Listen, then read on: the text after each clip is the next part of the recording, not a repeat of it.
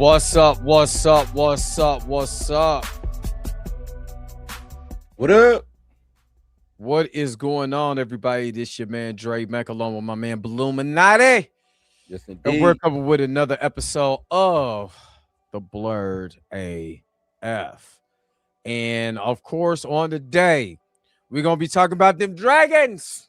Them We gonna dragons. get I love black people because they got a whole community on Threads called them Them dragons. dragons. Him dragons. And then I ain't gonna lie, Blue. I was so proud of you yesterday. So proud of you yesterday, man. I've never smiled that hard. And it was like, I can't do nothing but give you my That's it. name. That's all I could give him, man. That's all I could give him. I said, yeah, Blue. You know, looked over. Driftwood was on fire. Yeah, I could. That's all I could give it him, was, man. Hey, I ain't gonna lie. That scene got me too, because it was like the name alone is worth way more than all the gold you can give me. Oh, that's a bar, people. So yeah, we gonna get into it. We gonna get into some Black Panther 3 news. Yeah. I see your response. So X was like, why? Why? And then we most definitely gonna talk some Supergirl. We're gonna talk some Supergirl. So yeah. So we gonna get into it today, man. So be patient with us.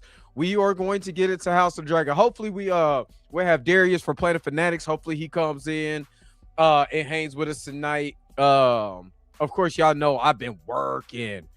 Got me working day and night. And I be working. That's all up to me now. Somebody got me working from 9 to 5 for real. I got my own Joe Jackson. You know what I'm saying? Slapping the bell. Shout out to Drewski, who made one of the funniest skits of the year with the Joe Jack. Now, that's what I'm talking about. That should have been in Scary Movie 6. You know what I mean? That should have been a scary movie. That was who played Catherine. That was my homegirl Leslie. Oh, word, man. Funny. Yeah. That was I'll talk about I'm getting off of work. It's 2:00 in the morning. And I'm like, what is this Drewski skit? Everybody talking about the Drewski skit in the middle of the BET Award. Drewski. I'm like, what is it? Man, Joe. Dying, bro. That was classic. He's hit that, man. I ain't gonna lie though. In the skit in the parody game. Sorry, man. Somebody got to give him. They got to give him something. They got to give him a movie. They got to give him his own parody movie. He has to at this point. He has to because he has it down packed. Yep. So let's go ahead and get this thing started, man. You already know how I do, man. You know how we do. So let's go ahead, man. Let's get started, man. Let's go. What does this button do?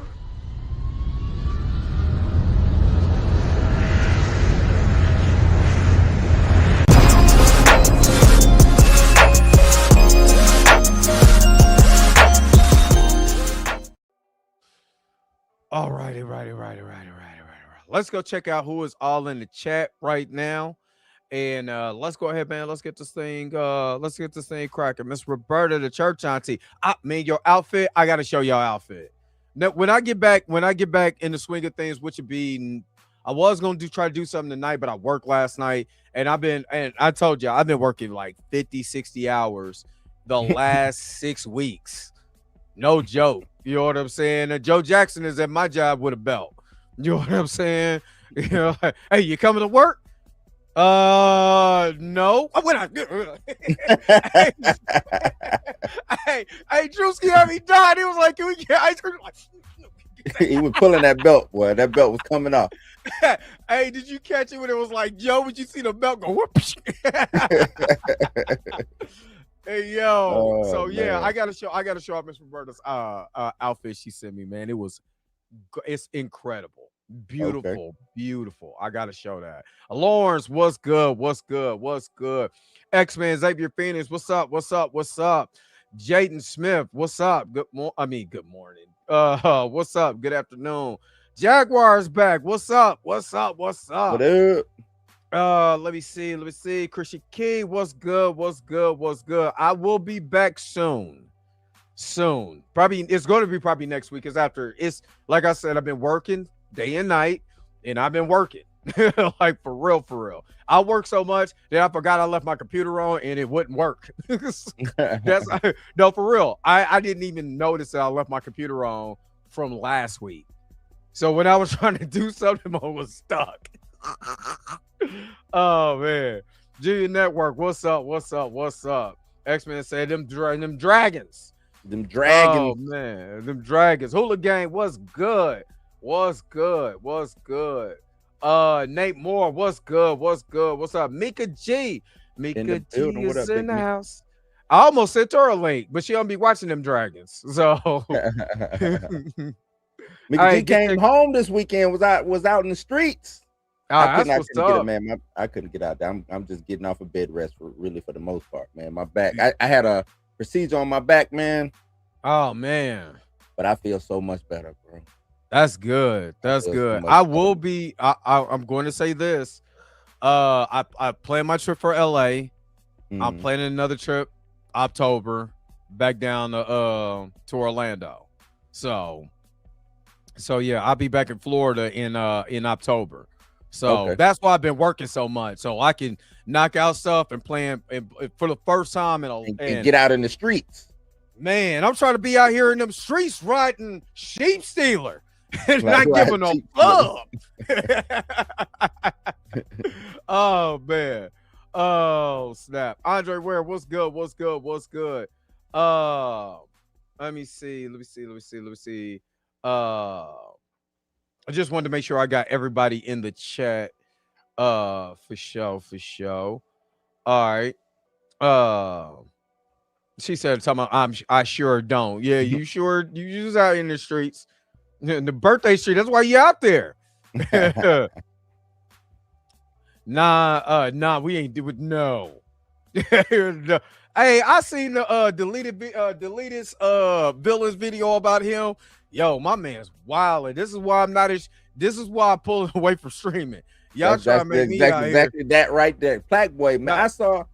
I forgot who I was watching. I was watching, and he was putting it like, it was what's my man name from New York? Not Will Mills. It's called his little thing is called I Do It Myself. But he was putting it all together, and he was basically saying, "Hey man, just go and come out, bro. Yeah, it's cool. It's 2026, cool. Man. Everybody gay now. Just come on out, man. Like you don't have to do the stuff that you do. Yeah, you ain't got to do all of that, man. If you like it, you like it. It's cool. I don't care. All right. So Pete Moore, what's going on? Now that you know how to tame a dragon, do you think you can do it? Well, if I already know how to tame it, I can do it. She can tame that damn dragon. The hell nah. She came over there looking like they were touching me on my fleshy parts. She was walking out. I'm like, yo. But all right. Let's first do this, man. Let's first do this. Well, wait. Oh, go ahead.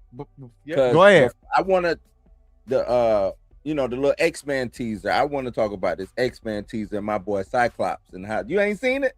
You talking about X-Men 97 because it dropped this week. It dropped. Matter of fact, it dropped Wednesday. It come out Wednesday. But the little piece, man, I'm gonna find it real quick. I was about to say, they've been hitting us, so you might have to do it in super slow motion with no sound. Or I just send it to you and just let you watch. Oh yeah. Send it to me. Man, where's it at? Just want to have it saved. Cyclops going. Man, dog. Cyclops. I'm so glad my dog is getting. He's going to get in his shine. Man, I would say probably for the past 15 years, Cyclops been holding the X-Men down. Yeah. Ever since he killed Professor X. Ever since he killed. Yeah. That's before House of X. That was after. This was when he got. This was during the. So you had what was the schism happen. That's where the X-Men split up. People went on Cyclops' side. People went on Wolverine's side. You know what I'm saying? Then he gets the power of the Phoenix. You get the Phoenix 5, which is him, Colossus, Magic, Namor, and who am I forgetting? It's one more I'm forgetting. Damn, what am I forgetting? Either way. Oh, was it Emma? I want to say Emma. I could be lying though. But either way, it's the Phoenix 5. He killed motherfucking Professor X. I do remember that. And he been holding it down ever since. He's like the X-Men Malcolm X or you know what I'm saying? Like he the mutant Malcolm X out here, man. Because when I got back in to X-Men, that was the House of X, Power X, and that's way late. That's only 5 years ago, 4 years ago. Yeah, it was like 5-6 years ago. 5 years ago, yeah. That's when I got back into X-Men. That would have been it ended 2 years ago. So yeah, it would have been about 4 or 5 years ago. 4 years ago, was during the pandemic. Because it was House of X, Power of X, and it was something else, and then we branched out to Marauders. Then they had the X-Men because I was in Krakoa. Yep. And so I picked back up after that. But I did hear because of Rob, you know what I'm saying? That storyline too. You know they gonna hit us. I'm not gonna do no volume, man. I'll move it. You know what I'm saying? Move it until Cyclops comes. Yeah, Yo. Hey, Cyclops, even last year, Cyclops. I hope they do that with Cyclops in the movie, though. They got to. Man. I hope they do it in the movie. I'm gonna try to replay this part one more time. Come on now. No, it ain't got no what's we call it. See how he flipping and using this to flip and man. They got to do that in the movie. They got to do it in the movie. And what Destin Daniel Cray is doing with Spider-Man, a lot of other people need to take heed to that. Yeah, you know what I'm saying? What they doing, because number one, they're bringing the comic book element to it, and they're also bringing more like that video game aesthetic. Yeah, man. Show us. Because these guys, they not at the end of the day, they act like these are just regular people with some powers. They like highly trained acrobats and all that stuff like that. So you got to showcase that, man. You got to showcase that. Shit looks so clean, man. I was like, they got my man flipping off the wall, using his eyes to flip up and that's around. Dope. That's dope. Spoiler Kings up in the house. What up? What's up? My guys are Spoiler Kings. Double Speed House of the Dragon for 45 minutes. Then watch the good stuff that happened in the last 15. That is hilarious. Was good up and down, bro. I'm not gonna lie though. This was a good episode. I watched that mug last night. I literally, and I got at the house at 2:00 or whatever. Finally sat down. It was like 3. It was like 4 something, a little after 4, because you watch the how they talk about the episode at the end. That's why I love HBO. Giving that recap and I love that. Yeah. I love that. It's crazy. I don't mean to cut you off. I ended up watching a podcast before the episode played. I don't know how that podcast was already on, but I ended up watching that before the episode played. That's funny. I mean, it didn't mess nothing up for me, but I was just like, well, y'all got the podcast already ready to watch, but the episode ain't ready to watch. It was weird, but that was go ahead. My bad. Yeah. Because I was getting ready to, I was like, let me record a couple videos, and then I could just throw it on the channel, and I could go to bed, man. I ain't gonna lie, all this work been killing me. This is work. Yeah. As soon as I got finished with them dragons, and I was dim sleep. Eyelids. That's all I see. Yeah, them eyelids. So yeah. But shout out to Spoiler Keys, man. Thank you so very much for the $10 super chat, man. Let's go. Gang bang. Gang bang. Gang bang. You are truly amazing. Gang Thank you for your super chat. Gang bang. Gang bang. Gang bang. All right, appreciate you guys, man. Really, really, really. Make sure you check out Spoiler Kings, because they will be live after we get off. So make sure, if you're not like, share, subscribe to the Spoiler Kings, make sure you go do that. Stop playing with me. Go do it now. Then come back. But subscribe and then come back. All right, let's get into the first thing, man. Black Panther 3 news, man. Let's talk about that. We get into the Supergirl, then we go talk about them dragons. Where you want to start, man? Black Panther 3, man. Let's go, man. No, All I mean, of it. with the like, oh my God, let me, because I sent it to you, right? Hold on. Yeah, you sent it to me in the group chat. In the group chat, right? Yeah. Let me pull this up, man. Let me pull this up. Why is that? Don't do that. Pull up the group. Because I said this is some of the dumbest. This is just idiotic. And it's from Cosmic Circus, man. I don't trust them. No, this is Alex Perez. Oh, okay. Yeah, you're talking about what it is. It's something that's bootleg. Yeah, that ain't this. Cosmic Book News. You talking about Cosmic Book News? That's what you. Yeah, that's what I'm thinking of. Nah. What I'm thinking of. Not Alex Perez is he respected. He respected. Oh yeah, it's Alex Perez. Nah, you good. Let me share this real quick.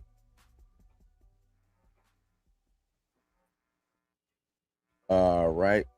But yeah, so this is coming from Alex Perez. Says he had a Q&A. I like his little Q&As. This was his June 2026 Q&A number 2, Black Panther 3, Daredevil Born Again, and more. Black Panther, Captain Marvel, Daredevil Born Again, Doctor Strange. Never mind, those tags. So he says, where does it start at? Come on now. Alex Perez, Black Panther 3 is at the top of the list. Mangler says, hey, Alex, thanks again for doing these super cool. I assume when you say they're looking for the next Black Panther, you're referring to T'Challa Jr. In that case, what kind of role could he have going forward in relation to Shuri? Alex Perez comes back and says, drop the Junior. It's T'Challa 2 or T'Challa the second. He'll just be called T'Challa moving forward. In relation to Shuri, it's too early to tell, but the few details I have been told about Black Panther 3 involve a coming of age story with heavy emphasis on legacy and what it means for T'Challa to inherit the title of Black. Yeah, for him. Yeah. For TJ. For TJ. For this bastard kid. And what it means for T'Challa to inherit the title of Black Panther. There's also been some talk about Nakia not wanting T'Challa to be the next Black Panther and to inherit the throne. Lastly, there are some interesting things I can't really disclose yet, but there are several themes that Ryan Coogler wanted to incorporate in this next installment, including supernatural connections to the ancestral plane and mutants, not just Namor. Okay. Just based on that information, I'm going to pitch something, and this is the only way I would accept. The only way I would accept TJ. The only way is they infuse him, basically do the King of the Dead storyline, but T'Challa has to take over his body. That's it. That's it. T'Challa has to take over his complete body and be the Avatar. That's it. Like a meat suit. Like he just. That's it. Other than that, I don't. That's crazy. I'm dead serious. It's the only way I can do it. T'Challa hop in that man's body, and that's it. That's it. I'm doubling down on this, man. They doubling down on this TJ, this T'Challa the second, or whatever the hell. And I just don't. And now, it's like what everybody's saying online. Y'all want to give him T'Challa's story. Y'all want to give him T'Challa's relationships. I seen some people, you know what I'm saying? Because when they talk about the mutant thing, oh yeah, now they got to introduce Storm. I'm gonna say this, and it's a lot of people don't like my take when it comes to T'Challa and Storm, but Storm ain't got to be with T'Challa, man. She's been with everybody. Right, she don't have to be with T'Challa. Matter of fact, Wolverine, and she's married to Wolverine, and in one of the futures there. Yeah, one of the futures. Yeah, she don't have to be with T'Challa. I wish everybody would stop shipping them together. That relationship is fairly new. I hate to tell y'all. It's fairly new. 20 years. 22 years. No, let me take that back. It's 20 years old. No. The T'Challa them being married. Yes, it is because it was 2000. It was 2005. Reginald Hudlin's run. Right. Yeah, it was 2005. So 21 years. 21 years, which is relatively new in regards to how long. Because she was with Forge and. She was Forge, Wolverine. She was. They implied that she was gay with Yukio. Like she was all over the place. Yeah. But she, the first time that she met T'Challa, that had her and T'Challa, was in 1980 Marvel Team Up, right? Yeah. And they implied that they knew each other in that. But after 1980, they never been together since. And T'Challa was MIA until 98. So you know what I'm saying? It really didn't even matter. When he was dating what's the girl? He was with old girl. What's her name? Nicole. Yeah. I'm gonna say it was Nicole. Shit, the comics is over there. I don't want to go grab them, but yeah, you know what I'm saying. So let me go. like, I'm about to say, let me go grab my stolen copies of comics real quick. Bastard. But then she y'all don't have to. Storm does not have to show up in Black Panther 3. There's no reason to do that. But Mika, I'm not saying that in the back. Mika say not too much on my girl. So she's a beautiful woman. She exercised she have options. She's and for one thing too, they don't do it no more, but she's a nudist. She's all about free love. That's what she all about that shit. You know what I'm saying? That was Chris Claremont putting that in there. Right. She all about that stuff. But what I'm getting at is, just because somebody say mutants, she don't have to show up in a Black Panther store. She does not have to show up because somebody say mutants in a Black Panther store. That's all I'm getting at. And it makes no sense. Because T'Challa has other love interests in the comics. So basically they are doing T'Challa's story with this. Because T'Challa died he died at the hands of T'Chaka in the original story. When T'Challa is telling his story, died by the hands of Claw because they were going around in silver vibranium. So what are we doing? We're rehashing everything that we just did in Captain America Civil War. We're rehashing this now with TJ, basically, and what it means to be. But you were in Haiti. So did they move him from Haiti all the way now to Wakanda? Is that what we doing? Is he not going to be Toussaint now? How long ago has this been? How old is what is going on? Like, this don't make sense. I don't know how they explain this. Like, what the hell is your name, boy? For one thing, like, you know what I'm saying? What's your name? T'Challa. Son of T'Challa. What is, you know what I'm saying? Like, when the elders start asking him who he is and what is his name, he said, I'm T'Challa too. Like, I'm T'Challa. Where has the boy been? Why hasn't he been here? You don't have the over dramatic African accent. Yeah. Why hasn't he been here? I'm just not I don't know why we're going. Well, I know why we're going with the story. It's kind of like what Tina said. Hey, I created this character. I'm using this character that I created. Right. And until he up and leaves. So he's doing everything he can until he up and bounces because he just got that Netflix deal. Mm-hmm. So Tina is right. Yeah, see, or this don't happen at all.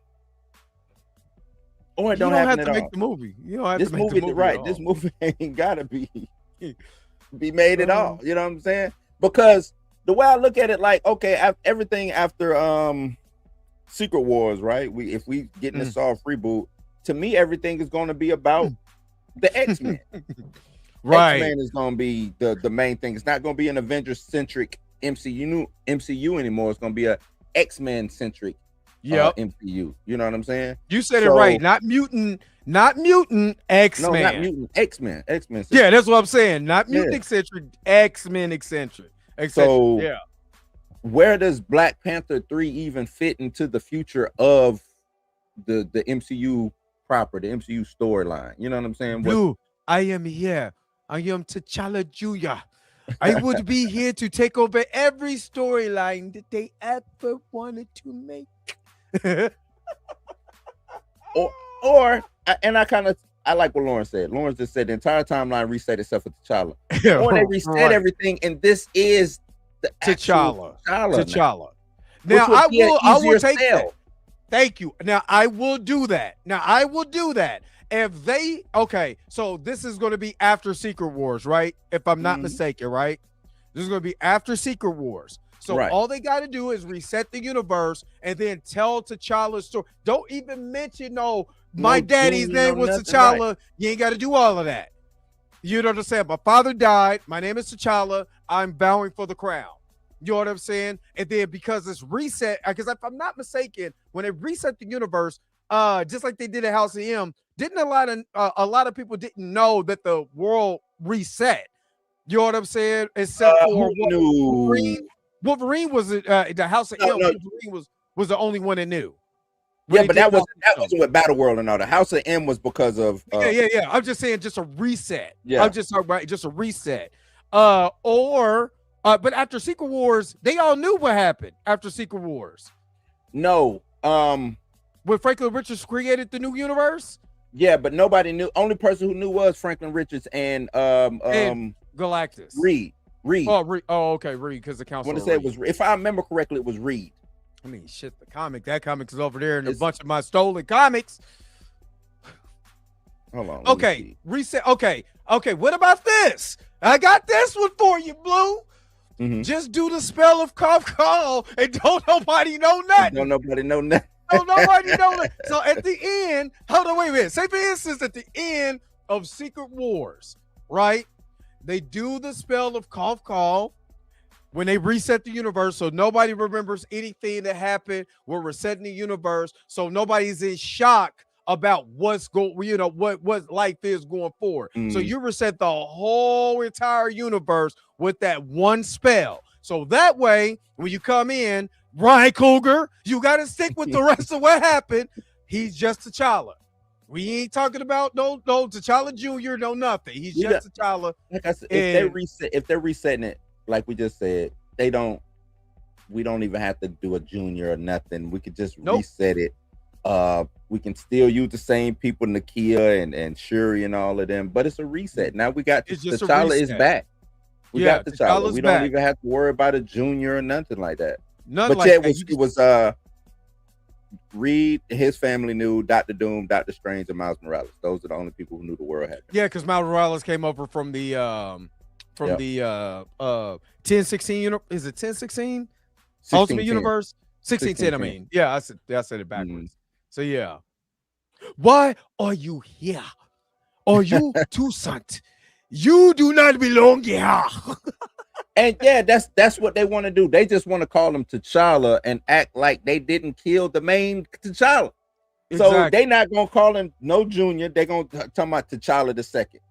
They not gonna say the second. They just gonna call him T'Challa. T'Challa, yeah. So just call him T'Challa. Reset the universe. You know what I'm saying? Have him be of age, challenge for the crown, just like how he did in Reginald Hunley's run. And now you can make sure he get mad. Because she is that warrior now, or whatever, and feel like she should be the queen. You know what I'm saying? But T'Challa, you know what I'm saying, is of age to take over the crown. And I mean, of course, they have to do, instead of N'Jobu, you have to do Aziri, where Aziri was the uncle. He was the Black Panther, but they won't do that because, like Tina said, Ryan and Nate want to tell the stories they want to tell. They don't care nothing about your comic books or anything like that. I'm the Black Panther now. They don't care, man. They don't care. It's just nasty work, man. It's very nasty work. It's very nasty work. Ew. And was I arguing? Yeah, I think it was Tina I was arguing with about. When you not arguing with Tina? I know that's my dog. I gotta argue with Tina about how much it sells. Yeah, how much Black Panther 3 would make, and I was saying that I don't think it makes what Black Panther 2. I think we'll get diminishing returns. She was like, I think she was saying, oh, with Denzel, and I was like, yes, like Denzel is Denzel is box office on a smaller level, but he's never been in no big. He didn't make Gladiator 2. Pop. Yeah. I'm just saying people really underestimated the power of the Black Panther brand without T'Challa. Shuri does not sell because I'm sorry, there was plenty of Black women that want to see a man as that wants to see T'Challa, the man that they saw, whether he recast or not, as the Black Panther. And the more they start getting intrigued with the character, like, well, he's the main character. And let's be honest, I'm not trying to even be funny. When you introduce a male character, you give him a derivative. And we're going to talk about Supergirl in just a moment. and you don't make it, you don't make her stand out from the derivative. You know what I'm saying? The one she derives from. You make her kind of like that, but not like that. It doesn't sell, dude. And I'm just being honest. It does not sell. You have to set her apart. And since they did not set her apart, they basically told the story, had the death of Chadwick Boseman as their selling point. That was their so selling everybody point. was curious. They didn't come for Shuri. They came to see what they was going to do with Chadwick Boseman. And that's what I was trying to explain. I'm like, nah, man. The only reason why it made 8. She was like, oh no, it made close to $1 billion. I was like, 800 is no, that's not the same as $1.3 billion. That's not the same. You know what I'm saying? That's it wasn't a cultural phenomenon with Shuri in there because she wasn't the sale. She's not the sale. She's not the actress. No disrespect to her. She's not a sale. She's not a draw. She's not the draw. And the only way this gets back to that 800 range, 900 range is if they start promoting that we are doing a T'Challa. Yup. Because that's going to get people curious to see who's playing T'Challa. Exactly. And then you cast the right person as T'Challa, it really blows up. You see what I mean? So that's what we're saying. I mean, again, no disrespect to Letitia Wright or anything like that, but she's not a draw. She's not. Nobody's coming to see Letitia Wright movies. They're not, because it's not her. And when you make that movie, you kick it off with the death of Chadwick Boseman. And then you expect regular fans of this, just movies in general, to focus on Shuri, and Shuri is not giving you anything to be excited about. There's not one part in Black Panther 2 that I was like, damn, Shuri makes me so excited that she's the Black Panther. She did nothing that T'Challa couldn't do, that a recast T'Challa couldn't do. You know what I'm saying? So, no. I'm sorry. And again, we're going to talk about Supergirl here in a moment, but just like you go and watch Michael, and they killed Michael off in the first 5 minutes, and now the rest of the story is Jermaine. Did you really come for Jermaine? No, I'm being real. Being real. Michael dies, and the rest of the movie is the Jermaine Jackson story. Y'all not watching that. Only the few Jermaine Jackson fans really will watch, but nobody came for Jermaine. Only the real few Jermaine Jackson fans. Real. Where they at? man, people love it Marlon now more than they do Jermaine. Man. You know what I'm saying? I told you, I kept telling y'all, Mika, I'm telling you, if you listen, I told you body roll. Y'all didn't believe me, and you just need one body roll, and it took off like wildfire. But I was first. I was first, baby. They doing the body roll challenge and everything now. Yeah, hey, I do got a body roll challenge I want to do with my daughter, though. So she got it cracking on TikTok, so I want to do a body roll challenge. Roll challenge. But that's facts, though, man. They didn't. Shuri, Letitia Wright was not the draw. No, don't damn a body roll. I'll body roll right now. Shit. I'm talking about some damn body roll. I'll body roll here. And with her not being a draw, I just don't see her being able to carry this into the, you know what I'm saying, into the future. Let's be real. Or maybe this ain't. Go ahead. You seen Wakanda Forever. Did she carry that movie? Let's be honest. Let's be totally honest. They had to make it an ensemble movie. They had to make it an ensemble. Yes, because people were more upset that they killed Queen Ramonda than whatever happened with Shuri in that movie. It's not Letitia Wright. That's Ryan Coogler, the writing, you know what I'm saying? The feel of that movie. And plus, you have that luminous cloud over your head. First, you show the death of T'Challa. Then you kill the Queen Ramonda. You kill Angela Bassett. She just ain't quit. That's the first Catherine Jackson. You killed Catherine Jackson. You killed Tina Turner. You killed her, and now she's queen. So, all right, Mika.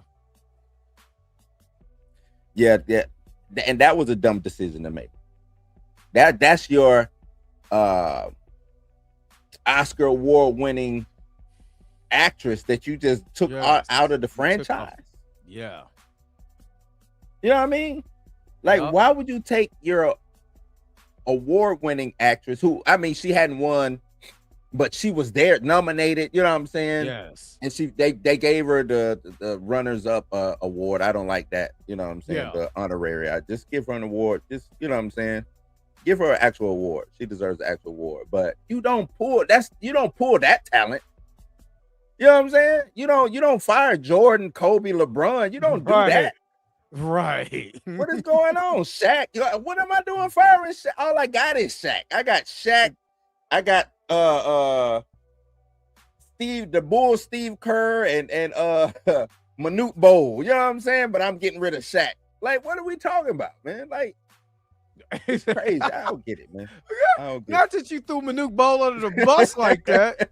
Just saying, damn, Manute did that. You can block shots. Luke, I got Sean Bradley, Manute Bol. Like, nah, that you don't fire Shaq off your when he's the one carrying your team, man. And that's what they did with Angela Bassett. That was weird to me. Even she didn't understand the movie. She was like, "What? Y'all killing me? Wait a minute, wait. Me? Y'all talking about me?" I like Ryan Coogler. I don't like him with this. He's and I understand it. You're black. You're taking on this franchise. You see what other black create, because this is where I can't get mad at. What I can't get mad at is that he's doing the same thing that Christopher Priest did when he took over the franchise, what Reginald Hunlin did, what Ta-Nehisi Coates, he who should not be named. What's her name? Dr. When she took over the franchise, Diane Bryant. No, hey, did she have man? Ewing, you talking about Dr. Dr. Eve Ewing. Yeah, Dr. Eve Ewing. So I can't be mad at them taking creative liberties with the story, killing off the characters, especially the franchise character. You know what I mean? Now, again, we seen this, and when you talk about sports, I'm not bringing Phil back. I'm not. And so, if you don't bring Phil back, Michael's not coming, Scotty's not coming, Dennis is everybody gone. You know what I'm saying? Everybody, and look at your franchise after that. You know what I'm saying? It took you a minute to get, get your franchise back. That's exactly how it is with this. You take your franchise guy out. What do you think is going to happen? Absolute garbage. That's what's going to happen. So anyway. We did go to two funerals, and we went to two funerals and a gender reveal, ghetto gender reveal, and a baby a paternity test because the baby daddy ain't there. I just came across something, man. I'm gonna show this real quick because I do want to get into Supergirl, but I want to show this real quick. This is some Sony Marvel news. Say Sony is actually in talks with Marvel to sell the Spider-Man film rights back to Disney. Reports suggest that instead of waiting 10 to 20 years to slowly accumulate profits from individual movie releases, Sony could secure the entire projected value of a franchise upfront. The reason behind selling, Sony gets a historic $10 billion payout. Sony already squeezed everything they could out of spinoffs like Venom. Sony lacks the MCU characters needed to build major crossover events. Making standalone Marvel movies without Disney's creative backing is a huge gamble. How do you feel about that? Hey, that's worth it. That's worth it. I don't think that's worth it. 10 billion? So if you get Spider-Man, you make $1 billion.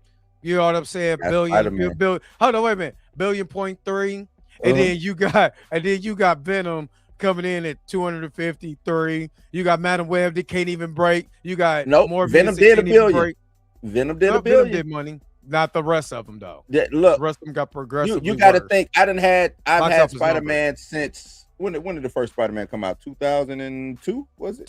2001, I believe. The one because it was after September. No, 2002 because it was after September 11th. Because remember they had the flag.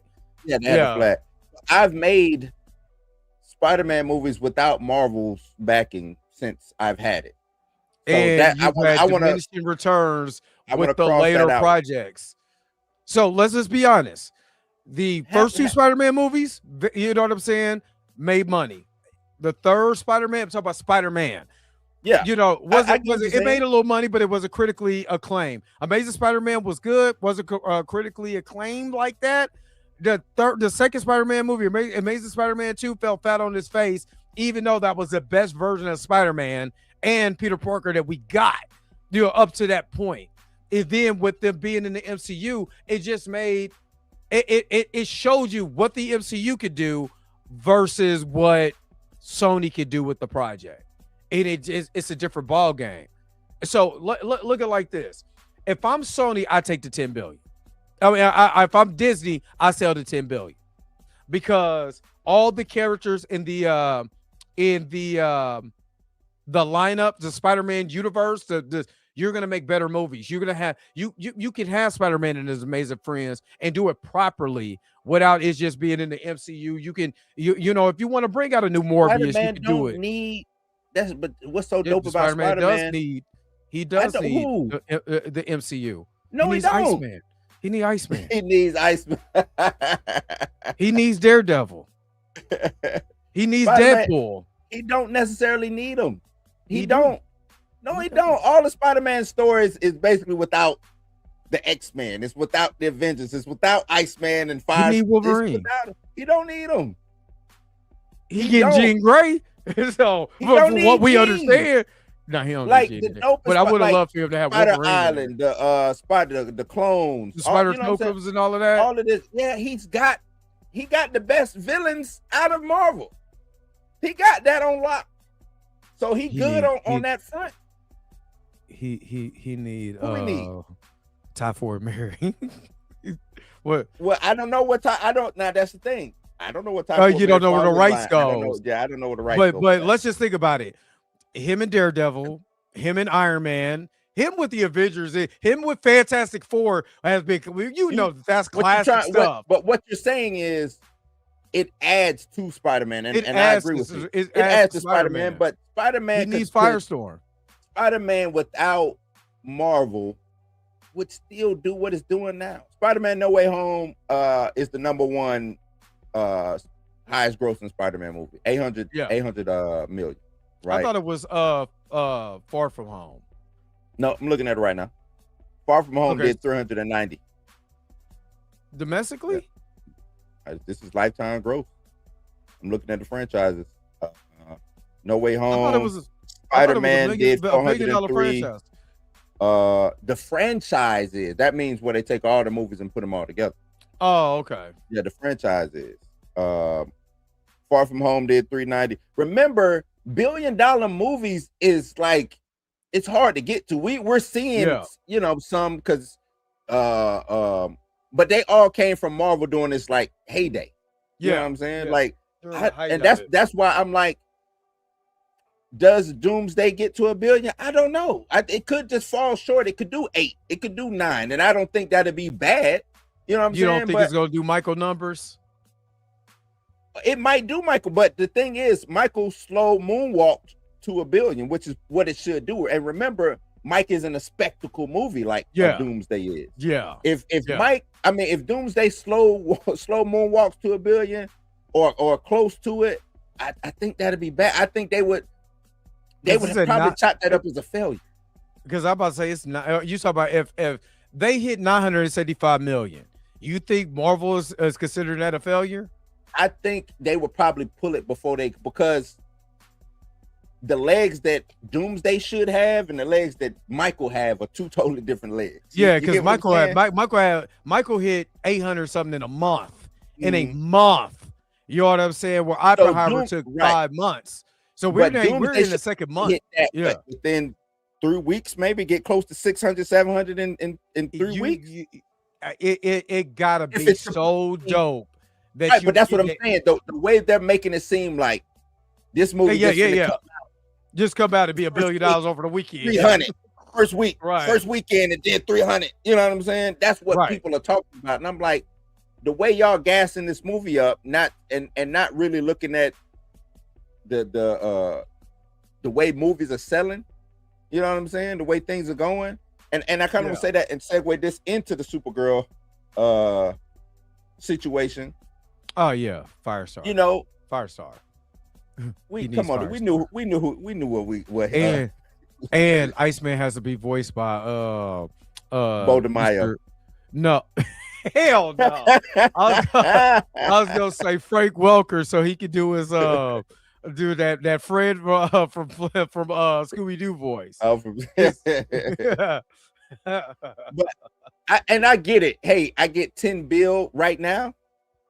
You know what I'm saying? I get 10 bill right now. I bought it a lot of money. Spider-Man for a cheeseburger and fries back in the day. Exactly. Mike should have had Spider-Man. Mike should have had Spider-Man. He could have got it. We should. Matter of fact, Mike would have Marvel. I forgot. Mike would have had Marvel. He wanted You Marvel. know what I'm saying? And then cast himself as Spider-Man. Yeah. I would. But at the same time, I don't. Maybe it's not a wrong way with this. You know what I'm saying? But I wouldn't sell Spider. That's shit. Hell yeah. That's and the reason why I say it is because when I have a down year, I got a Spider-Man card to play. You know what I'm saying? But if you fall, but again, if you fall flat on your face with Spider-Man, you know what I'm saying? But the deal is they constantly have to make Spider-Man movies. And you thinking that Sony is a franchise, and Sony is as a movie company, the only big draw can't just be Spider-Man.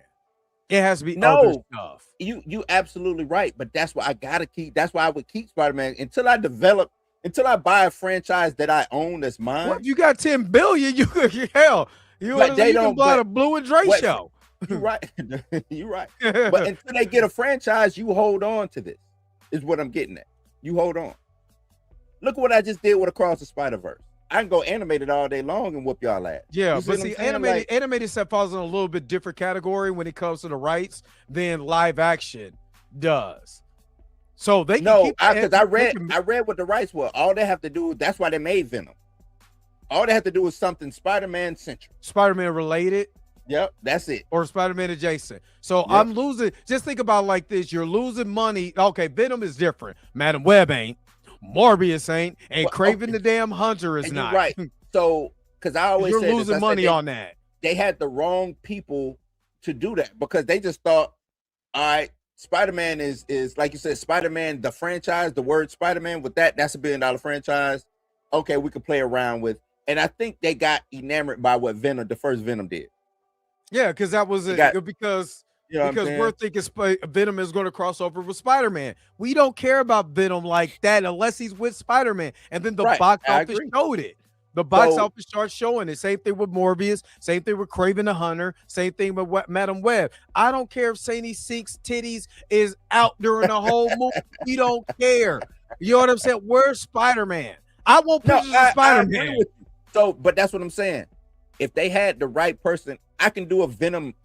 Hell, Madam Web. If Madam Web had Spider-Man in it, it's a different story. It's a different story. If Madam Web was about Moreland coming after Peter, he ain't got to be in it that long. But just enough scenes to where he's in it. A quick little fight. He gets out of there. Madam Web is get out of the way. You know what I'm saying? I think that's enough to make. But it's the same thing as Batman. Since we're going to get into DC here in just a second. Yeah. Batman can stand alone without Superman and without Wonder Woman because it's Batman. Because it's Batman. See what I mean? True. Because it's Batman. Because the way that they built up Batman. You know what I mean? Spider-Man had too many hits and misses over the years. You see what I mean? So what hits and misses? Spider-Man 3, Amazing Spider-Man 2. Spider-Man 3 still did $336 million. That doesn't make it a good movie. Compared, we talk about the money it's making. But it was bad. But it's still sold. So this is the thing. This is the reason why they pivoted from Amazing Spider-Man 2 instead of going to Amazing Spider-Man 3 because of the word of mouth and the box office numbers. So when it was like, hey, Marvel was like, hey, let's do an exclusive deal to bring him over to the MCU so we can be able to use it. That's why they did it. Because again, I like Amazing Spider. I'm one of the rare people that like Amazing Spider-Man 2. Everybody keeps saying that. Did. No, Amazing. After Amazing Spider-Man 2, the leaks happened. Well, but besides the leaks, the movie. But besides that, the movie word of mouth of the movie wasn't good. It was And no, it I wasn't. give you that it wasn't good. I'm talking about you. Everybody keep talking about oh, it did this, and this is the reason why they pivoted. What we're talking about, Sony screwed over their actors and directors. Yeah, they screwed the pooch. About yeah, they screwed the pooch. Garfield and the emails and stuff like that. So they screwed the pooch. But for the people who franchise. did not know about the leaks, for the ones who didn't know about the leaks, it had nothing to do with the leaks. The casual Spider-Man or casual Spider-Man fan, they're going to go see that movie. They did not like Amazing Spider-Man 2. Even though there's certain parts of Amazing Spider-Man 2 I like, because I like Peter Parker, I like the web slinging, I like the visual effects and stuff. There's visuals in there that are absolutely gorgeous. The story sucked. I agree with you, but that don't mean that I can't rehabilitate that. I can if you as a director, or if I say, hey Dre, hey man, we missed the bar on this one, because all they did, they was only short to 60 million. They were short 60 million. 60 million. 60 million. You put 60 million in my pocket right now, see if I be short again. But we talking about these big businesses. They only short 60 million. Big business. Yeah, this big business. Man, hey, you came up a little short. You short 60 million. Next time, hey, let's go get this director. Let's go do that. You as Avi Arad, the producer. You go and get Avi Arad does not have a good track record either. Let's be honest. I mean, he started with the first Spider-Man. It's just let's talk about Hulk. Let's talk about Hulk himself, because he was he's been around Marvel forever. He was I want to say he TV owned the Marvel, animation. Him and what's my man's name? Because Avi Arad came from Toy Biz. Yeah, they own. That's what I'm saying. Toy Biz bought Marvel. They owned Marvel. Yeah. And he was part of that. So he was. I mean. And we talk about it all the time. Those early Marvel movies, they was trying to figure out what to do. Hulk. They was trying to figure it out. Hulk over here fight mutated poodles. Yeah. No, Avi Arad is always going to be attached to something Marvel, especially early before. During the time that they owned Marvel, he was always going to be attached because he was an owner. You know what I'm saying? He was attached to Blade. He was a part of it. So yeah. But I get what you're saying. I me myself, I'm keeping it. That's my trump card. But like you said, if I can make $10 billion, I could buy something else and then build that franchise up. You know what I'm saying? Like what Master P said. If they offer you $1 million, imagine what it's really worth. But what if that's what they're selling it for? Now I get you. Look. What if Sony is saying, give me 10 billion, and you can have it? You know what I mean? Let's do it. Let's do that. Give me 10 billion, you can have it. I'm Disney.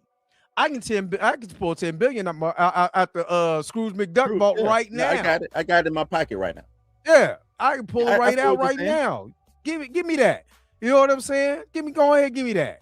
You know what I'm saying? But let's be honest. The Marvel universe it's not like DC, which we about to get into DC. DC has all of its characters.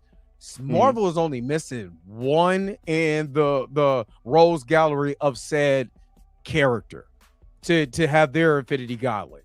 You know what I'm saying? So if I'm Disney, I'll pay whatever money.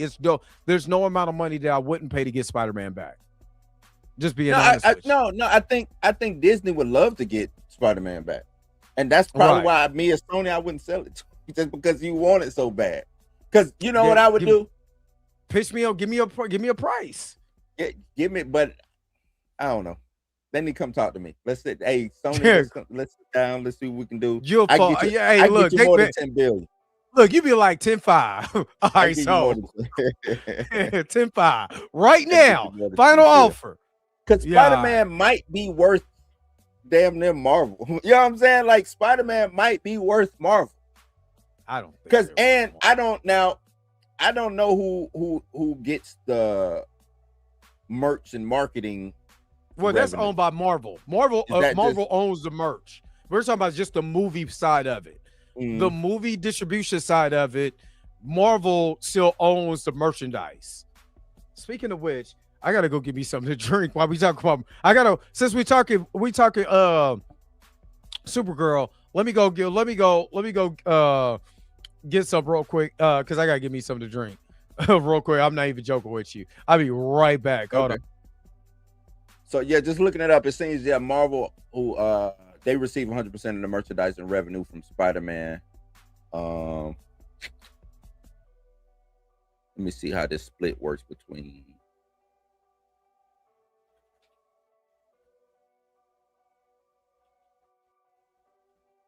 Go through this real quick. What's up, Malaya? So the original deal, the standalone films, Sony paid 100% of the production costs. It kept 95% of the box office revenue. Disney paid 100% of the production costs for ensemble films and kept 100% of the revenue.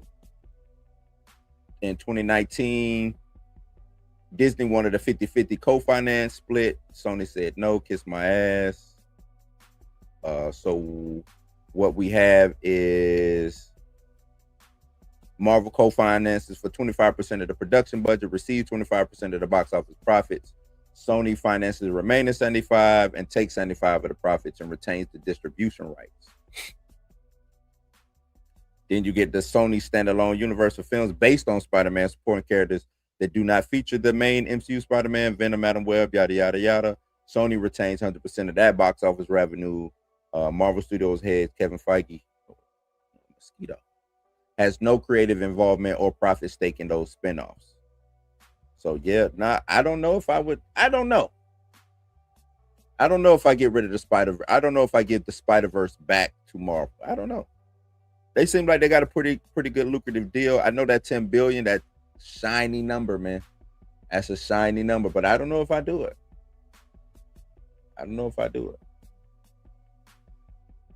DC said I would have let Sony burn. Civil War would have still been made. True.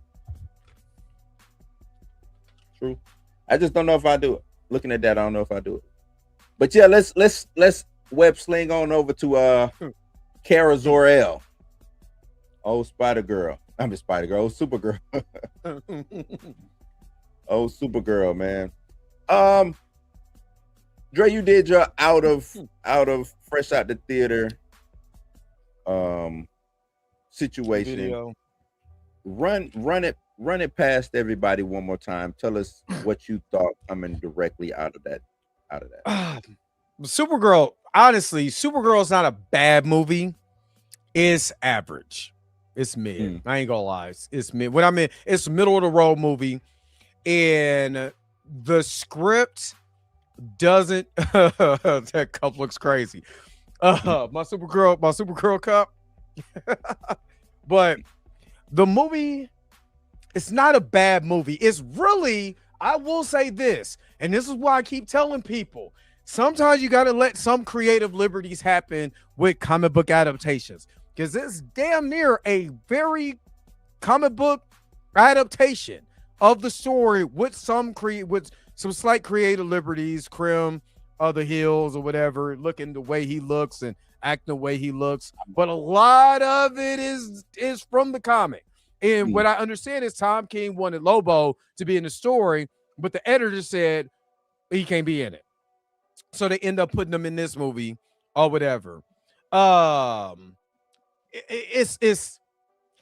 They don't. Okay, so let me just say this. To me, the score doesn't do this movie any favors. That music was horrible.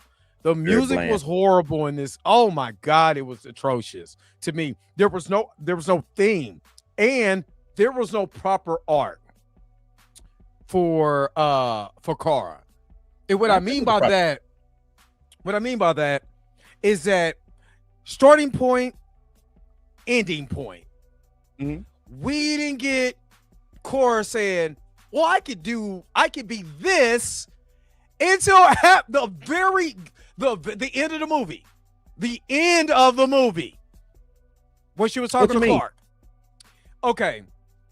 Kara is actually having survivor skill. Right. She's kicking it, all of that. She only got her cousin. He's a dork. Let's be honest. She don't kick it like him. He's a Kryptonian, but he's not a Kryptonian. He ain't no real Kryptonian. You know what I'm Yeah, no, saying? he ain't I'm really from the from the set.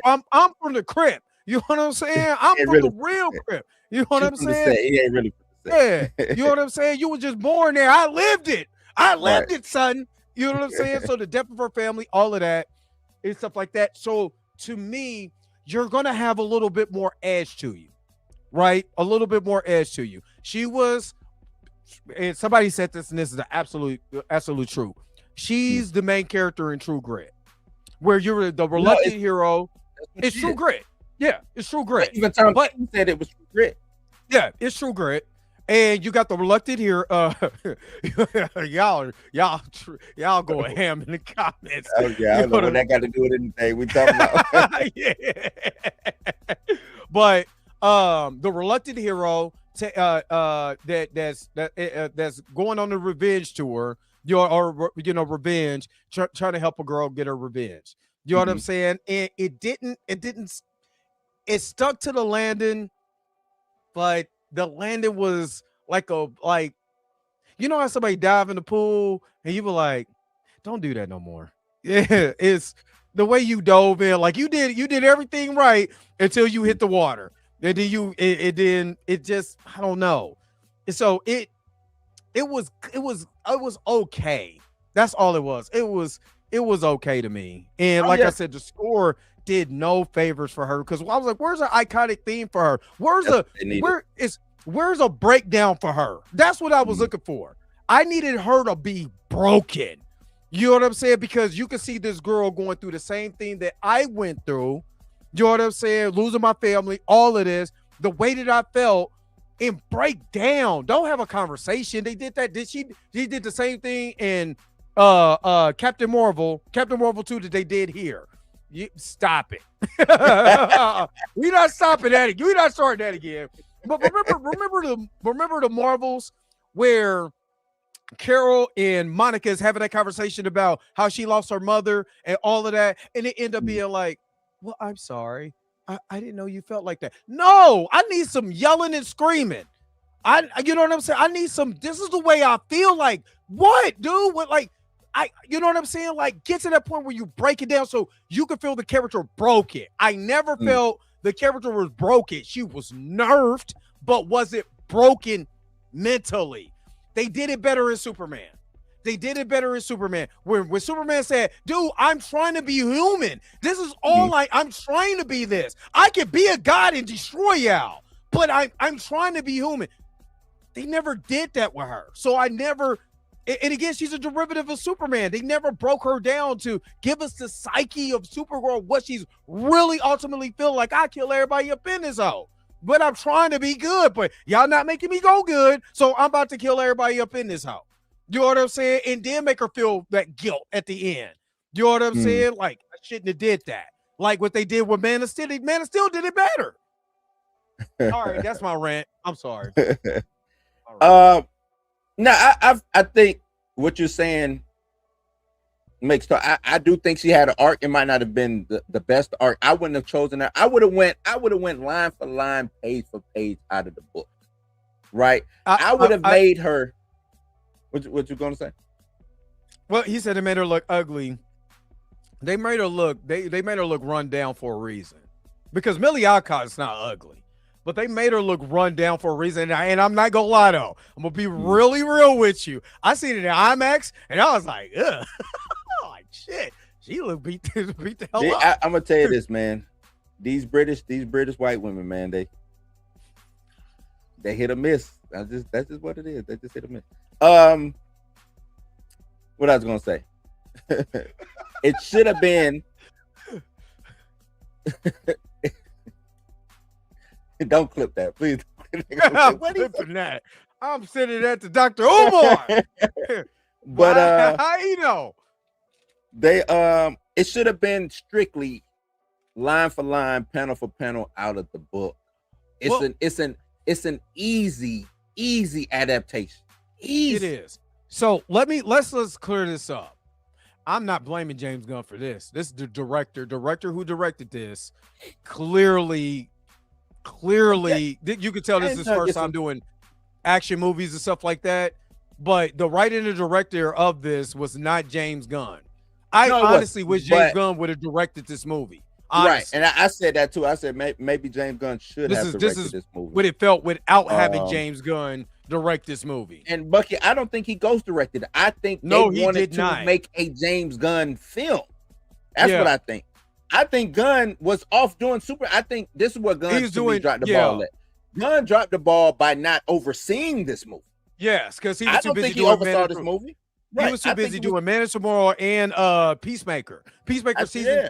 season 2. So he let dude do his thing on this. I think he dropped the ball in being a producer and being a Yes, film. I will say I executive. will agree with you on that one, Blue. That's where he dropped the ball at. Like, Yeah, this dude is not a bad director. Everybody who is somebody who knows about this dude's work say he does. yeah, good he's work, not a bad director at all. right. Yeah, he's not. And I hear a lot of people talk about the script being bad. The script was The probably script is good. not- You know what the I'm saying? script It was is not- probably a it's better not- script. When okay. read, because the thing is, you get a script, read it, and what you read ain't what come out sometimes. That's just how script works. Okay. The acting was I will say this. The script was just linear. Mhm. It's linear. That's what it really is. It literally in that movie moves fast. It goes from act 1, does, act and 2 that's- to act 3, and it's so linear. That's why I said they should have. Okay, Kara should have been Supergirl. Yeah. She was not Supergirl in this movie. She wanted to be Kara. Yeah. That shouldn't. She That wanted to her be Kara. issue shouldn't have been that. It shouldn't have Yes. been whether it should. It shouldn't have been about survivor's guilt. It should have been about how she can be the best Supergirl. Right. That's what Hey, it should have been about. Hold up, D says you talk to Blue. Talk to. We know when Kevin Feige took his. This looked like when Kevin Feige took his hands off of stuff and wasn't overseeing stuff. What we got, Thor: Yeah, Love and got it all. Thunder. You know what I'm saying? Yeah, But that's do what I'm feel- getting. Jimmy gets that same blame when you take your eye off the He took ball. his when hand- you he- quit yeah, he coaching, took his eye off the ball. You get the blame. Yeah, but yeah, You know what you're I'm saying? right. She was Kara, but she was depressed Kara. And But she shouldn't have been that. Yeah, She should have been. They gave us the wrong Supergirl. yeah, They should have gave us. Oh shit! I got powers. Oh shit! I could fly. Oh shit! I'm doing so. The backstory. You know how they. If you saw the newspaper that Crypto peed on, it was oh yeah, he yeah. saves. You know him. He's saving people. She just saving cats. We shouldn't have got Yeah. a depressed Supergirl. Yes. Yeah. There should be some grief involved in her. The reason why she should have been trying to overachieve. Yeah. That's what her Well, issue should have been. You I'm do have- overachieving. Well, speaking of my brother, because he's a Supergirl fan, and he was like, "There's the newer comics. I guess when they reintroduced her in not New 52, but I was about to It say was All New- after the crisis. yeah, after Crisis, Mhm. that they made her more hardcore, right? Yeah, she is. I hardcore, needed her to be badass. but that's Kara. what I'm getting at. with it. Yeah, so That's what I'm fun, saying. I but needed her to be badass. super. So if you read that, if you want to call it a graphic novel now, but I read it issue by issue. I do have the book, or whatever. But it's the same to me. It's the same way they dumbed down She-Hulk. The same way that they did She-Hulk. They made these women not want to be who they are. Yeah, The majority of the film until she put the suit on. In the book, she had this. I got the suit on. she has a suit I'm on. not running Yeah. around not being Supergirl. I'm still Supergirl. I'm kind of like in disguise. You know what I'm saying? I'm off Exactly. planet. I'm whatever, but I'm Supergirl. Matter of fact, one of the panels, she was telling the alien dude, like, dog, do you not know who I am? You don't see this big S on my chest? I'm Right. Supergirl. And he was like, who? He was like, you don't believe I'm fucking Supergirl? So she ends up whooping his ass. Why? You know what I'm saying? To prove that, look, this is what I Right. get. This is how I get down. Like, it shouldn't be a situation to where she's downplaying Supergirl. Being Supergirl, and I agree with you. Like, No. we don't need that. It could have been a fun whoop ass. This should have been a John Wick style, True Grit. You know what I'm saying? It should have been that because it's a revenge story. It's both of them want a revenge. Right. Ruthie wanted revenge, and Supercar wanted revenge for what they did to Crypto. Right now, the thing here come the hero part. Ruthie, I'm not finna let you kill Krim. This ain't what it's about. This is I ain't no killer. You know what I'm saying? Even though And going back and looking at it, Tom King said they didn't kill Krim. I read it that they killed Krim in the end, but you know that it's not anti-male. Can we stop with that, man? Can we stop? Can we just stop? What about this movie is anti-male? And then this one too, because this felt more like if you look at the aliens, all of that, because I wrote it in my notes. I was like, this feels like Star Wars. It feels like they went to the cantina and stole aliens from the cantina. And this does not look like nowhere close to Guardians. Guardians is bright and colorful. This is dull. In the book, they were more. It was more humanoid aliens, like the dude who took the sword from Ruthie at the beginning. Yeah, that was a big black dude with dreads. Yeah, they wasn't. They were aliens. You know what I'm saying? They were just humanoid aliens. So I don't know why they went. Even with Krim, I don't. But that's not anti. That's not anti-male. He was nowhere close to anti-male in this. It's not an anti-male story. It's a dumb story. I don't think Krim should have. And I said this from the jump. Remember, I said, man, they shouldn't make Krim look like that. Krim shouldn't be the space pirate. Krim worked for the king. If I remember, he worked for like the king or whatever that galaxy was. He was just a red hair and a mustache and a beard. Old ginger. But Krim should have been a handsome Scottish Irish looking dude. Yeah, like that's who. He should have been regular. He shouldn't have had. Yeah, he'd been a regular dude.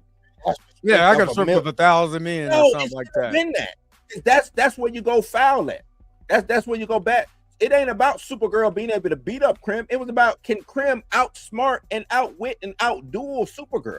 And for half the book, he running from her because he's scared of fucking Supergirl. Right. He's scared of Supergirl. Her. You know what I'm saying? Like I'm getting chased by Supergirl. It only reason how, and this is what made me mad watching them, because I'm like, damn, y'all missed opportunity after opportunity to tell some dope Supergirl story. Like her going to the planet, like how she ended up there. Krim sent her there because of this magic ball that he shot, you know what I'm saying, that she got hit with. Right? That's how she ended up being there. Not because she went there looking for him. He was on the run. He was trying to get away from her ass. You know what I'm saying? Like, that's how she ended up there. Matter of fact, that's not anti-male. That's human. I don't know if you can say it on YouTube, but it's HT. You know what I'm saying? But they did. Hold on, wait a minute. I was about to say this. They did this in the show.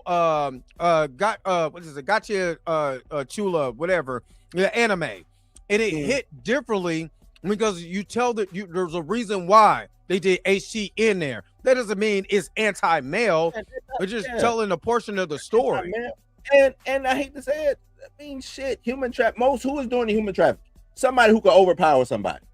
Who can overpower people? Men. Right. That don't mean that it's anti-male. That just means it's a man who did it. Because if the story was women doing the HT or the trafficking, would you say it's now anti-female? No, this is just part of the game. Like I said, that's a stupid. It shouldn't have been nothing with traffic to begin with. That shouldn't have been the issue. That was just thrown in there in the middle of the movie. You go to this planet, y'all. We can't talk about this because they doing trafficking. Like, wait a minute, what? Right, Lawrence. They stole that from Mad Max. There shouldn't have been nothing to do with no. That was dumb. Right, women abuse women at the same rate. So I don't get it. I don't understand the anti-male. Why did they add it in? That you want to tell why they added it in? Because of Lobo. Yeah, so Lobo can have something to do. They needed Lobo to have something to do. Yep. And I think they did it the wrong way. I think Lobo should have been, if anybody, should have been after Ruthie. I think he should have gotten hired by the Brigands to go after Ruthie. So you have a Lobo and Supergirl fight. Right, now you got a Lobo Supergirl fight. You know what I'm saying? And if I'm not mistaken, Supergirl, well, my brother was like, Supergirl in the comics ain't Clark. She don't hold back. She's trying to knock your whole neck off. I don't know if it was said in the movie or if Millie Alcock said it in they know each other. They know each other. Supergirl is objectively stronger than Superman, and a lot of people took that the wrong way. In the comics, Supergirl is 16. She's grown. Yeah, she's grown. She's older. Clark was a baby. Yeah. Supergirl is already, so when she gets there, she don't pull no punches. Watch Batman Superman Apocalypse. Oh yeah. Oh hell yeah. When you went down, you will see the power level. It's like Hulk, right? Abomination is stronger than base level Hulk, but we know that the more Hulk get mad, you know what I'm saying? Abomination don't have a power scale. He caps out, he done, right? Yeah. Hulk can keep going, but that don't mean Abomination can't. If I get to you first and I put hands on you, I might be able to knock you out. I won. You see what I'm saying? Mm-hmm. If I get to put you to sleep, I put you to sleep. Clark pulls his punches. Clark is human. Kara ain't human, like Dre said at the beginning. I'm from the east side of Argo. Around his mug. Real Kryptonian. Argo side. You know what I'm talking about? Well, she ain't pulling no punches. She didn't grow up that way. You know what I'm saying? So it's just bad. The villain was bad in this. Krim should have been, like I said, just a regular dude trying to escape. He shouldn't have been funny because I think they put a little too much. They try to have humor. You know what I'm saying? I didn't think it was funny. Well, it just like him doing the little faces and all of this. You know what I'm saying? It should have just been him on the run. Bucky, when you said this, the villain is portrayed as a embodiment male brutality. I can say that about Die Hard 2, Braveheart, The Odyssey that's getting ready to come out. I can say about any male movie. I'm gonna say this: if you want to be offended, just because a woman is in there, don't make it that. You're making it that, and it's not. I could say that about Predator and Prey, right? Right. The little girl going up against the Predator. I could say, you know what, that Predator was the embodiment of male brutality. Or any Cynthia Rothrock movie. You know what I'm saying? Right. Like, I could say that about Terminator 2.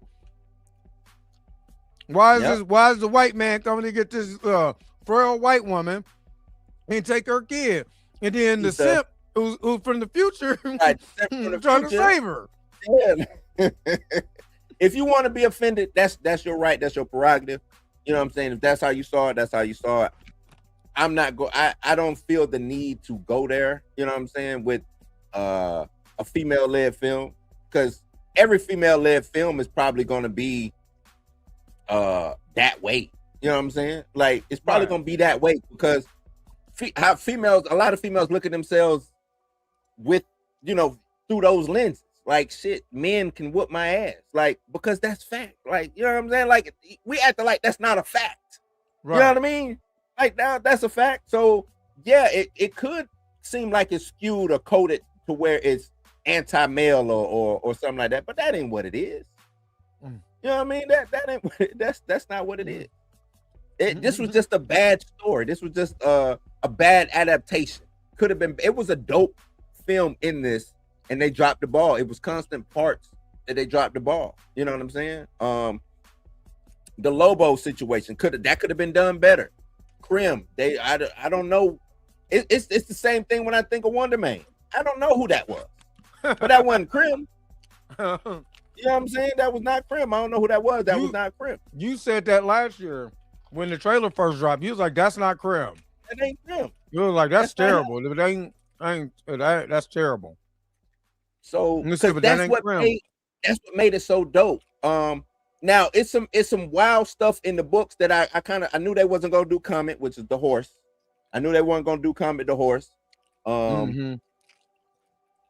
But the planets, I think they failed by not building the world. Like we going planet hopping, and all we're going is from one cantina or one pub to the next pub. That's all these planets got. That's why I said when people's like, "Oh, this is Guardians of the Galaxy," I was like, "Y'all saying that because James Gunn name is attached to the DC." You watch that movie, that is not nowhere close to Guardians. Nowhere close. All Guardians movies have this bright, colorful, beautiful aesthetic to it with these bright colors. He does a really great job with the filmography, getting with the people who are making this stuff pop. That movie does not pop. Yeah. At all. And I've seen it, like I said, seen it IMAX. Some of the CGI was whack. I ain't gonna lie. It was some green screen on there that was horrible. because because that's the first time I've been to IMAX in years. You know, it stuck out. It stuck out a lot. I think I wrote something down in my notes or whatever, because the beginning of the movie started off really good, but it just never progressed to me where I got excited about the movie. I said has a Deadpool 2 vibe. It does. Okay. It has a Deadpool 2. Because remember, reluctant hero gets a kid, you know what I'm saying, going on revenge. You know what I'm saying? Kid goes somewhere else, but Deadpool 2 did it better. Deadpool 2 did it better. I would have went panel for panel out of the book, because to me, that would have been the easiest. You know, and like I said, of course, some things won't translate. I don't think Comet the horse translates well. And this another thing too. Ruthie had a dope ass fight with Krim in the book, and that's what made Ruthie figure out, hey, you know what? If I kill this dude, it's gonna take from me. You know what I'm saying? Because she ended up whooping his ass, cutting off his fingers and talk. You know what I'm saying? Like, she put the sword up to his neck, and then, you know what I'm saying, she like, nah. Yeah. And even the Supergirl come back from doing her fight, because she fights the brigands up in space. She come back from doing her fight. Her and Comet is dead. She holding Comet turned into a dude now. Comet was basically the first person to do it before. It's weird, you know what I'm saying? But she come back with Comet.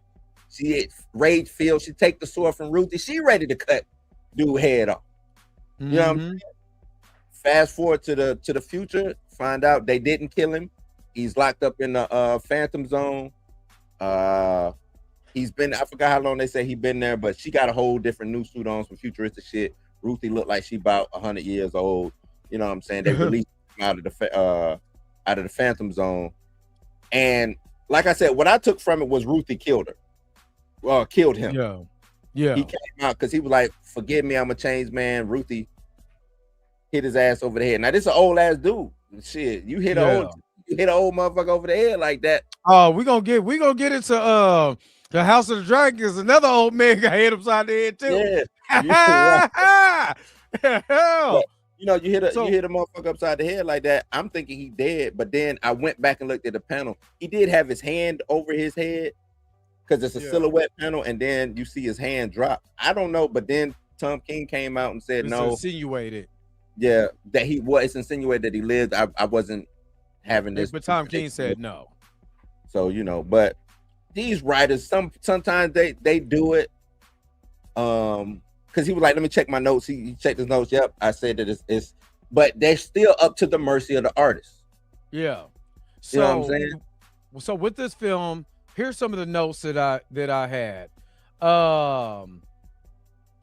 This is, we kind of went over the first part, but I was like, this is the middle of the movie, because this is after we get to the trafficking. Every location tells you if the sun is red or yellow, just to make sure that we know cars about to be nerfed on this one. Then I put, this movie is moving, but no real emotion so far.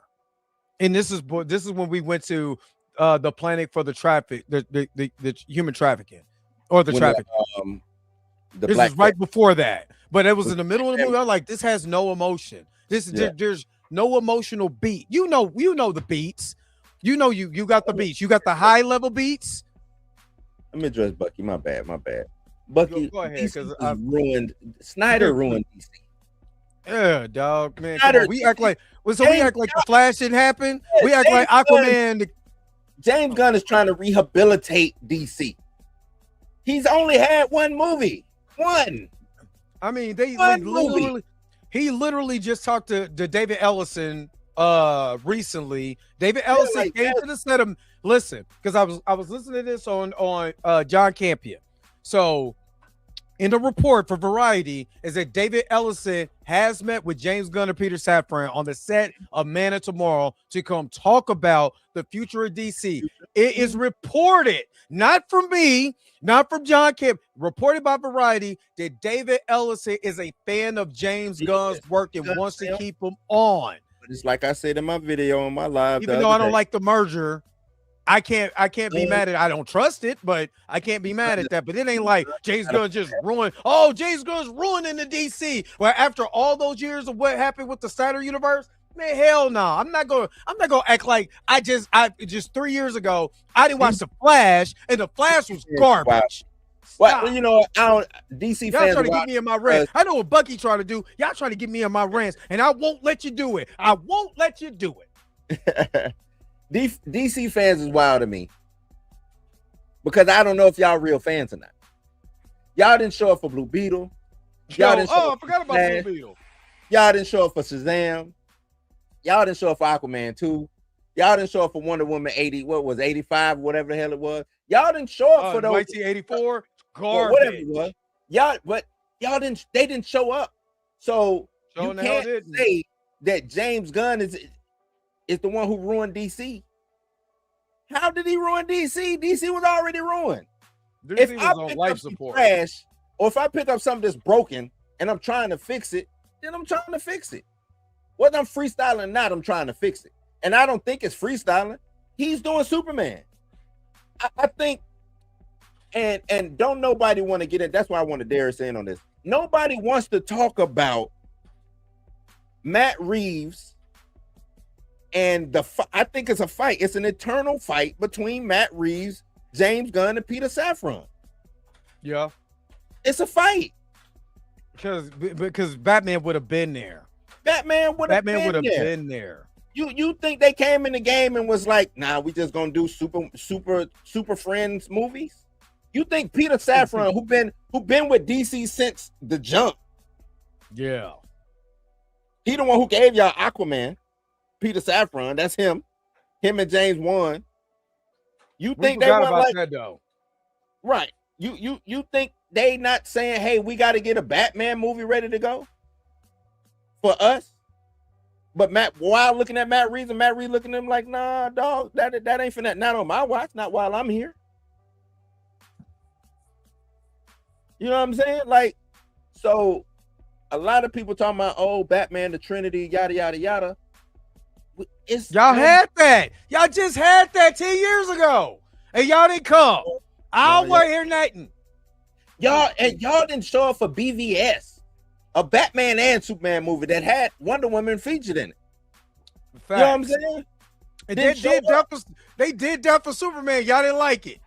Y'all was talking about, what does Abomination look like the troll from Lord of the Rings? Oh, but that's what I'm getting at. And I'm not saying that you know, y'all not showing up is a good or a bad thing. You know what I'm saying? If you don't think the movie's good, you don't think the movie's good. That's cool. But don't now have revisionist history like, yeah, it wasn't already bad. Fire. Right, like DC was coming out of good hands and now it's in bad hands. That's being disingenuous. That's being disingenuous, man. Disingenuous. Runtime, yes, it's not trash. But it has issues. And what movie don't? I'm not right. I gave it a 6.5 out of 10. I think Dre gave it a 3 out of 5. 3 out of 5. Yep. 3 out of 5. I think that's where it belongs at. Because there's elements of this movie. So there's elements of this movie that are really good. But I'm telling you, as a fan, I did miss taste. There's sprinkle. James Gunn should have really directed this movie. The only reason why there's fight scenes that are lacking. That ending, I ain't gonna lie. The ending fight scene. That's because it should have been Ruthie versus Krim. Yeah, if you would have got the Ruthie versus Krim fight, because that would have been her. And another thing that I said, it should have been told through the eyes of Ruthie. Ruthie should have been narrating this movie. Yeah. She should have. It wouldn't have been dope if she was narrating the movie, watching Superman outside of Supergirl whoop ass. Right. And like, I'm being excited. She was in awe. Yeah, and she was telling us. So it's her from when she first see her dad get killed by Krim, all the way up until the end. She's narrating the whole thing, right? Even the ending was kind of like a twist because what she narrates ain't what happened. You know what I'm saying? But if she would have narrated this story, it would have been better. We would have got to see the POV from her POV. She would have been in awe of Supergirl because she had never seen somebody with, you know what I'm saying, who could do that. She hadn't seen that. So she was in awe of Supergirl. She was like, damn, girl, you got all these powers. Let's go kill this dude. And she's like, no. That's why she got mad at, you know, they tried to put it in the film, but that's why she got mad. Like, come on, man, you got it. Let's go. But it should have been, that's where you should have had your conflict. Remember I said character's broken. So they should have had Ruthie be pissed off and like, hey, we're doing all of this. We got to go kill this. You killed my father. You know what I mean? And then have Car, and then have Car go off. But like, dude, do you know how many people I lost? Then go into the, because I will say this. That's probably one of the best versions of Krypton being destroyed that I ever seen. Yeah. The way that they did it. They sent Clark off. Argo City. Man. Argo City pulled up. Yeah, no, that was fire. I'm not gonna lie. That was fire. But then have it based on emotion, because you were like, I'm trying to tell you why I'm not trying to kill. So what I would have did was have Ruthie seeing her father or mother and family. That should have been the very beginning of open up the movie. Then you cut to Supergirl kicking it at the bar and have Ruthie come in and go look for her. You cut about 10 minutes of movie time out of there, but you can replace that 10 minutes with other emotional things that gets us to the point where she's getting frustrated. But like, look, you don't understand about this life when you really truly lose somebody. You lost your parents. I lost my parents and my home. I don't know what to do. Like, I don't know what to do with my life. And then you snap off. The only person that I actually have besides my cousin is my dog. And you give some extra scenes with her and Crypto, and you know what I'm saying? And she's just loving on Crypto instead of peeing on I ain't got no problem with that, but she's really loving on Crypto because basically we kind of seen that in Superman. Yeah. Superman had more emotions looking for that dog than Kara did. I think that's because I don't think they knew what emotion.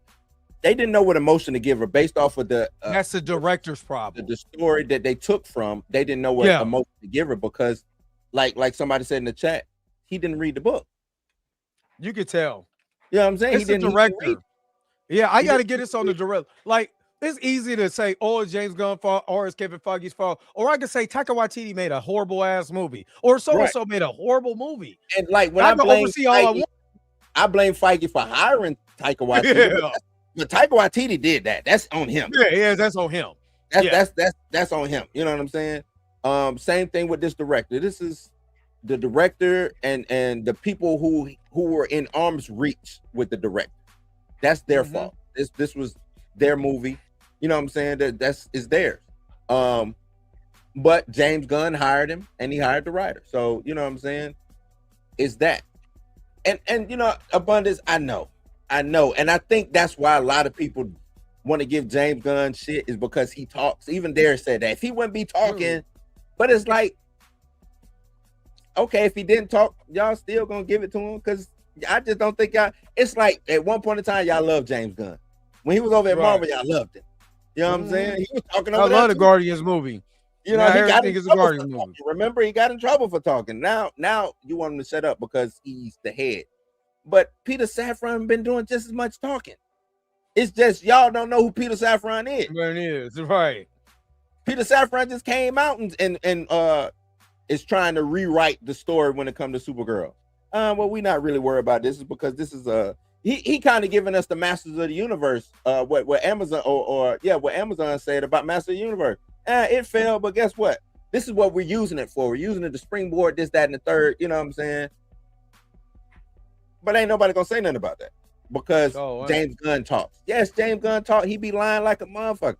Why y'all listen to him? You know what I'm saying? Take him for what I look at it as entertaining. He trying to entertain. He know this is the age of social media. You know what I'm saying? And he's trying to And he trying to get y'all to, I don't know, pivot or come this way, listen. But is it working? I guess it ain't working on y'all, and that's on him. But don't act like just because he's talking, he makes bad films. Exactly. That's you know what I'm saying? That's disingenuous to me. Yeah. Lawrence says DC is Gods and Monsters chalked or what? No, I don't think it's chalked. I think he probably was a little premature with him saying this is my slate. Well, but that was his. But yeah, so you okay?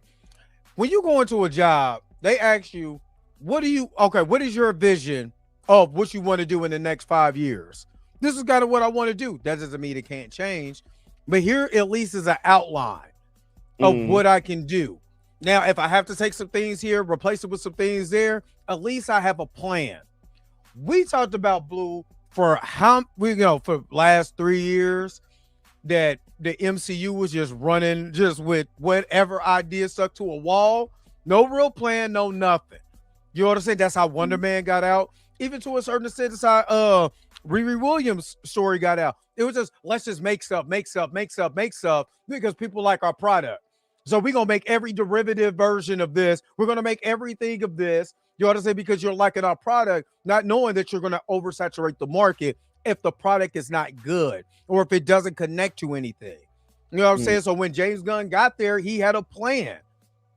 You know what I'm saying? So. And Jay, I agree. I don't want him to lie for entertainment, but people lie for entertainment. The thing is, he ain't like Cheyenne Bryan lied. Right. And she's entertaining as hell. He not like Umar because James Gunn gives you the product at the end. He's still giving you a product. Umar ain't opened not one door, ain't put one student in a seat, ain't got he got a school. You know what I'm saying? He got a school. Nah. Nate Moore say we sound like we're getting paid. I work I wish. Where I work at, I think they work for Ford, and where I work at, so we're getting paid, but by DC, no. Nah. Hell no. I'm a realist.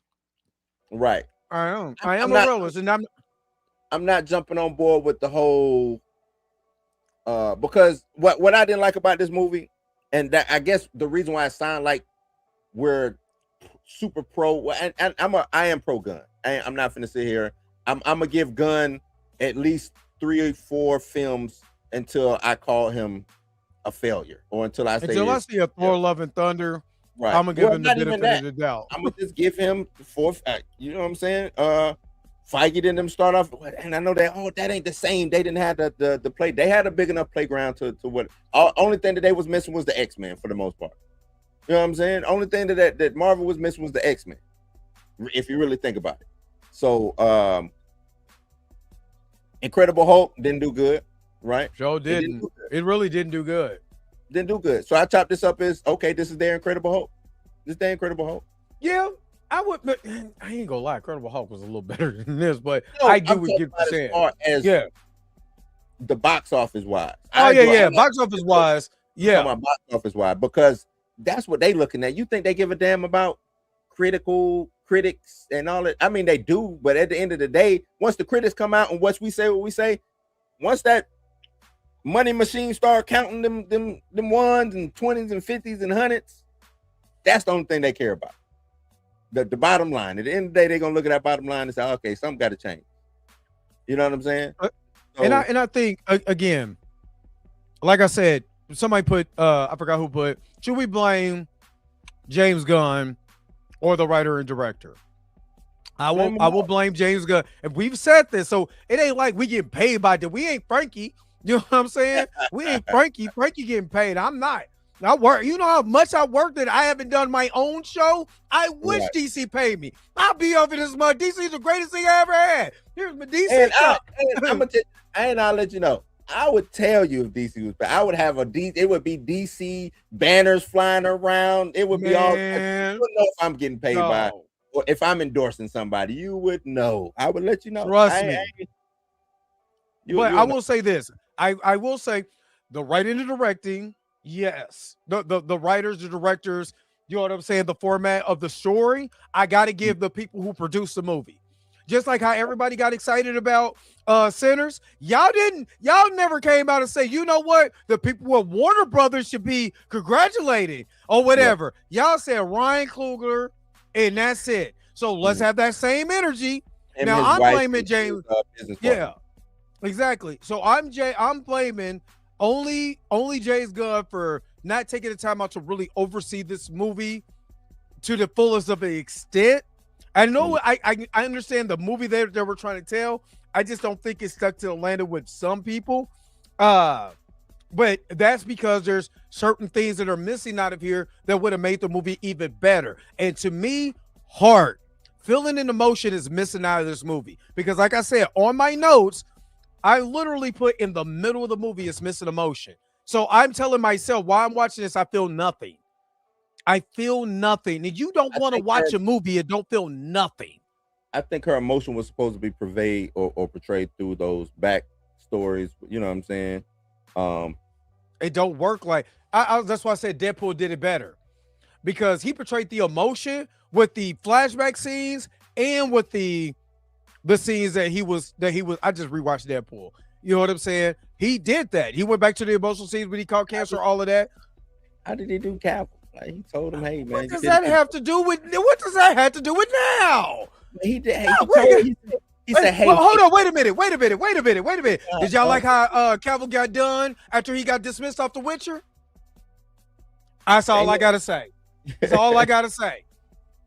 Y'all better show up and show out for Voltron or Amazon. Man, I like Henry Cavill just as much as the next person. I don't think he was the best Superman to me, but Superman movie was dope. I don't think he was.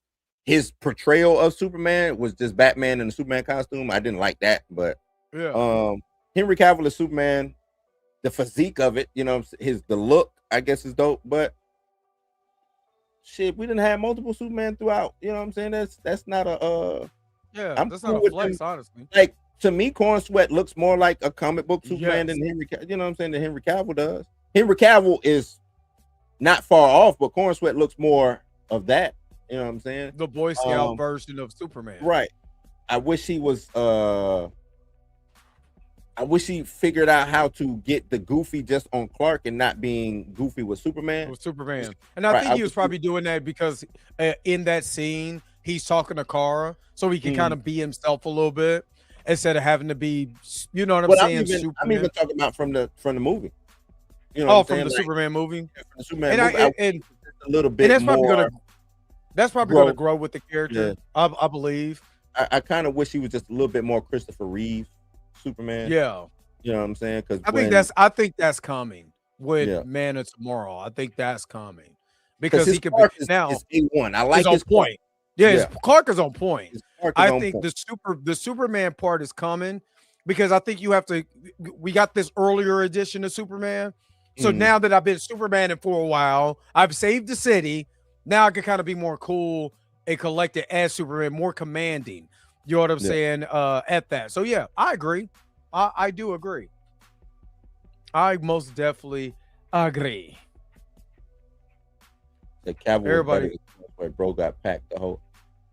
Are you saying that super? Because it's not Cavill or Corn Sweat. That's the character of Superman. You like Superman better than this Superman. It's not that you like Cavill. If Corn Sweat was that Superman, you would like Corn Sweat as that Superman. So you know what I'm saying? Like, it's not about, because what you're telling me, Black Bleach, is that you liked how they did Superman in that movie, and you didn't like how they did Superman in this movie. It ain't got nothing to do with that. It's got something to do with the story. You talking about he got packed out the whole movie. I want people to read Superman comics. Y'all act like Superman is just out here just invincible, just exactly. Superman, the dope, what's so dope about Superman? Well, up until a certain point, then they started writing him different. Superman wants to be human. Yeah. He want to be human. Yeah. You know what I'm saying? He want to be human.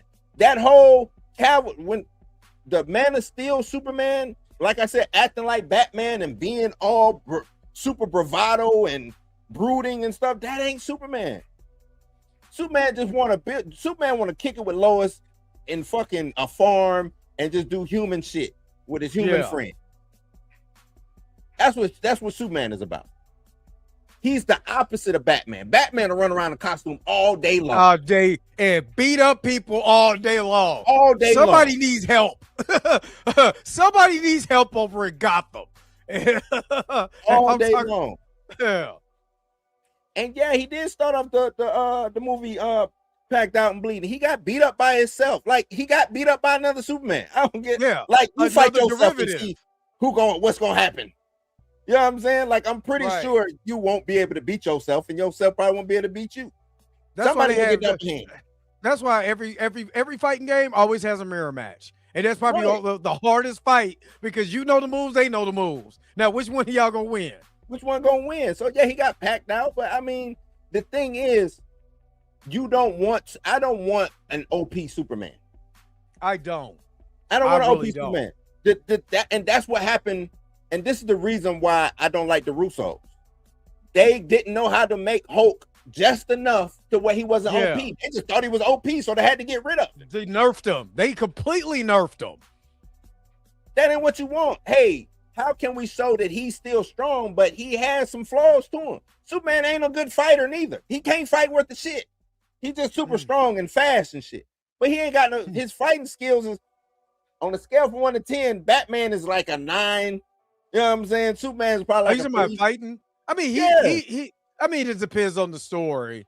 You know what I'm He saying? fight. He can't. fight. But he's more of a brawler, puncher. Right. You know what I'm saying? You're a Right. brawler. If you were strong, super fast, invulnerable, what I need to learn how to fight for? Yeah, I can just punch you through the walls. You know what I'm saying? What I need to learn how to fight for? He can't fight. He's suck at fighting. So if somebody was just as strong as he was, but knew how to fight, that's why Wonder Woman be whooping his ass. It's a story. They tried to do it in Wonder. Well, no, they brought him in with Ted Kord.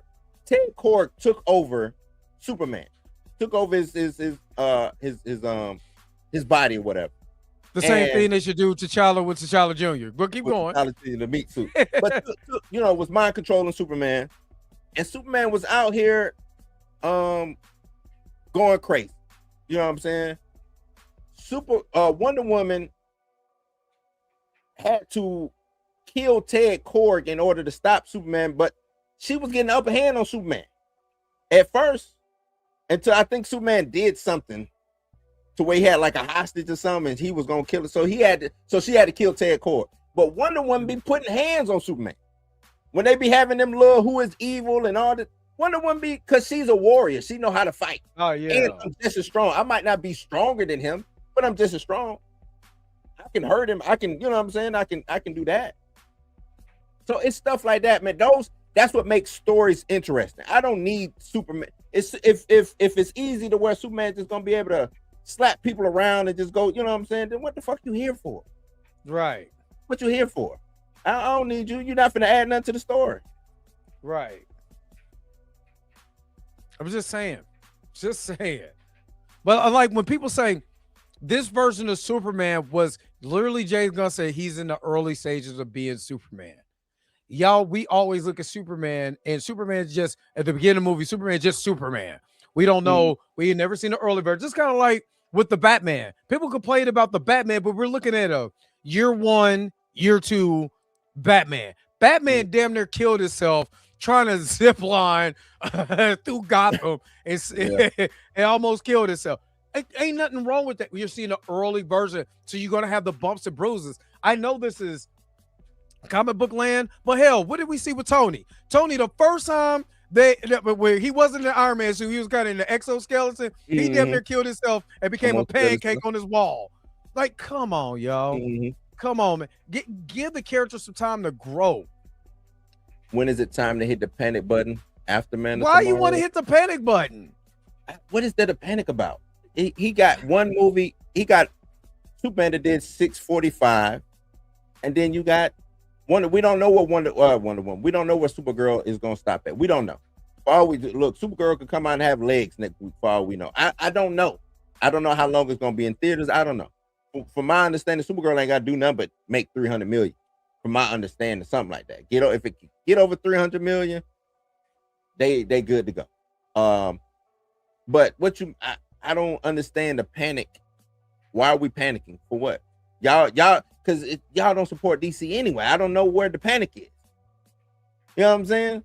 If James Gunn left right now and they brought in some new director to oversee the things of DC, y'all gonna hop on board? Are y'all gonna make sure that his shit is profitable and stuff? Y'all not. So to me, it's fake outrage. It's false. It's false. It seems like, and really, it's just a more of attack on James Gunn to me, it's like, because y'all want to go back to the status quo when the status quo did not get nothing done.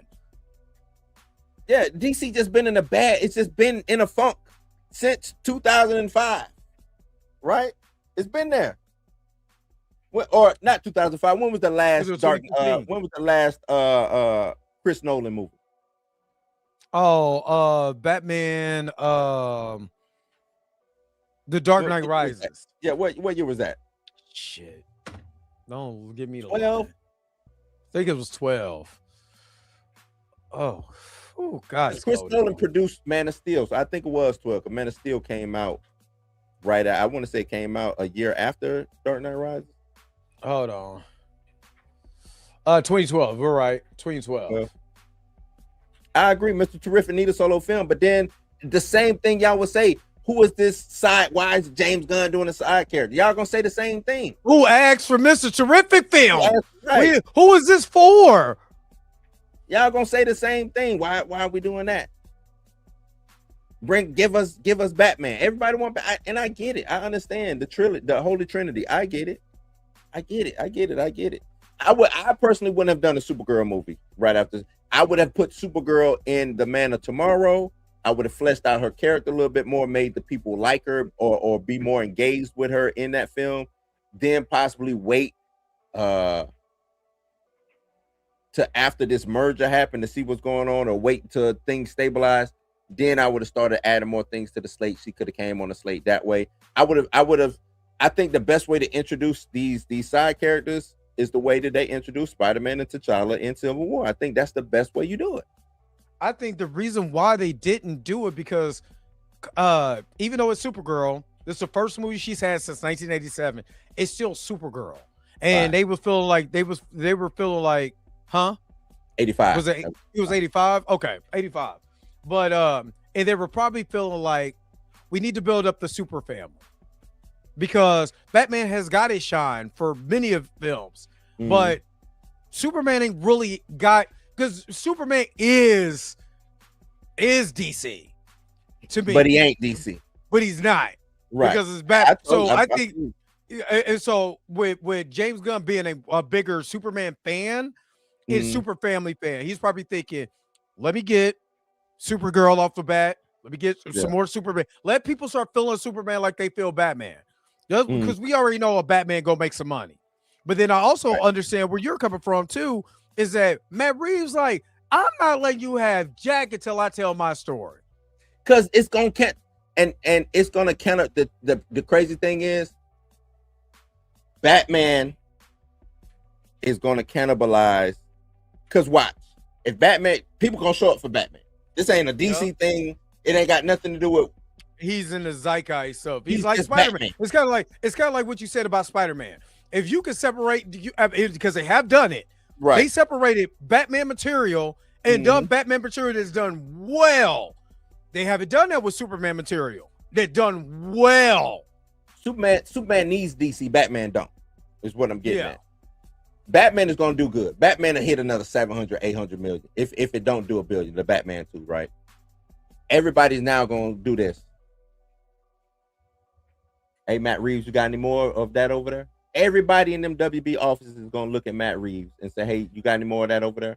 And all he doing is a Batman movie. And I hate to say it, there's only been one Batman movie that didn't do good, and that was Batman and Robin. Everything else, you can just Batman Forever. Is that what I mean? Yeah, Batman Forever. That's the one with Batman and Robin. Right? I'm about to say Batman Forever. Batman and Robin was that was garbage. Well, Batman, because remember that's one was with Kilmer, that was Forever, and then Batman and Robin was with George Clooney. Yeah, Batman, that's the only one that didn't do good. That's the only one I thought both of those didn't do good. Oh, Forever did tremendously well. Oh, okay. Val Kilmer did real good. That was with Jim Carrey and Tom. What's his name? That movie's not good either. Yeah, no, it did extremely well. Yeah, this movie's not good though. It was Batman and Robin that was bad. I was like, wait, hold on, no. Batman, it was the one whatever had Robin in it and Batgirl. That was yeah. I mean, it did break the franchise. Inez, you're right. That was the only one. That was worse. But what I always, and I don't know if you remember this, Ray. I told you Superman is not a seller. Nothing about Superman sells. The only Superman movie that sold was the first one. Everything after that, diminishing returns. Failure after failure after failure. Then Supergirl, I think, only made $3 at the box office. back during the day. Like, not $3. $3. It was one person went to see it. It might have been me and my pops, my brother, the dollar movie. You know what I'm saying? Like that's a horrible movie. It's a horrible movie. Right. They had the little magician lady. This is way this version of Supergirl way better than that. Way better than that. And salute to Helen Slater, man. But yeah, man. Yeah. But nah, and that's what I'm getting at. Superman never was a seller like that. It's never been box. Yeah. Superman has never been box office. He does well on TV. You know what I'm saying?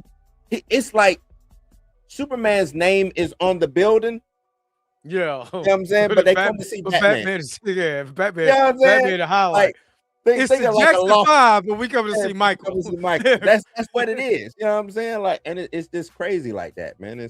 It's weird. So I will say this: they made Captain America cool because they took that story and actually gave some emotion, some heart, and some beat to it. You know what I'm saying? This is what I say about Supergirl is this: it doesn't have any emotion in enough heart to me for me to care about that movie to watch it again. Just being honest with you. That's just my personal opinion. Like I said, I wrote in my notes in the middle. It just does not have enough heart for me. You know what I'm saying? For me to be like, I really care about this, about the characters of this. After a while, I don't, because I'm checking out. Because now you got just things happening for the sake of storytelling. Now we go from a planet that we could have been telling heart, but no, now we got to deal with trafficking. Now that's the next thing we got to do. Now we got to figure out how to do. Now this is the next MacGuffin, and then that MacGuffin is connected to the guys that killed their people. Now another person is coming into the. It's what about Kara that gives me emotion to make me feel? If they wanted to go, they should have went all in on the traffic. Make this Krim should have been if you're gonna do this pirate Krim, then make him a cool ass gangster ass pirate. You see him brokering deals for women or doing this, you know what I'm saying? Make me hate this dude. Yeah. You know what I'm saying? Like I had no feeling for I didn't care. I didn't like him. I had no feeling that I didn't hate him. Even at the end, I was shocked what happened. I was more like, whoa, because you haven't that's what it was. You haven't built up to that moment for me to even feel that. It just felt like it was straight left field. And she just did it just to do it. It wasn't earned because it was not enough emotion to me. I don't care if she was screaming out in space. You know what I'm saying? I don't care about that. I care about those little moments when she's interacting with another human being, another character. That give me the emotion there, not by yourself. That just to me. So it didn't feel earned. It just felt like, whoa, they did that? And then that's why I said the end, and then she goes and talks to Clark, and it is all good. Yeah, you know what? I think I want to stay here for a while because I'm out here murder. You know what I mean? I might but that's why they should have just did it beat for beat from the book, man. And they could have left it up to us, kind of like at the end. It's kind of left up to us. Ambiguous.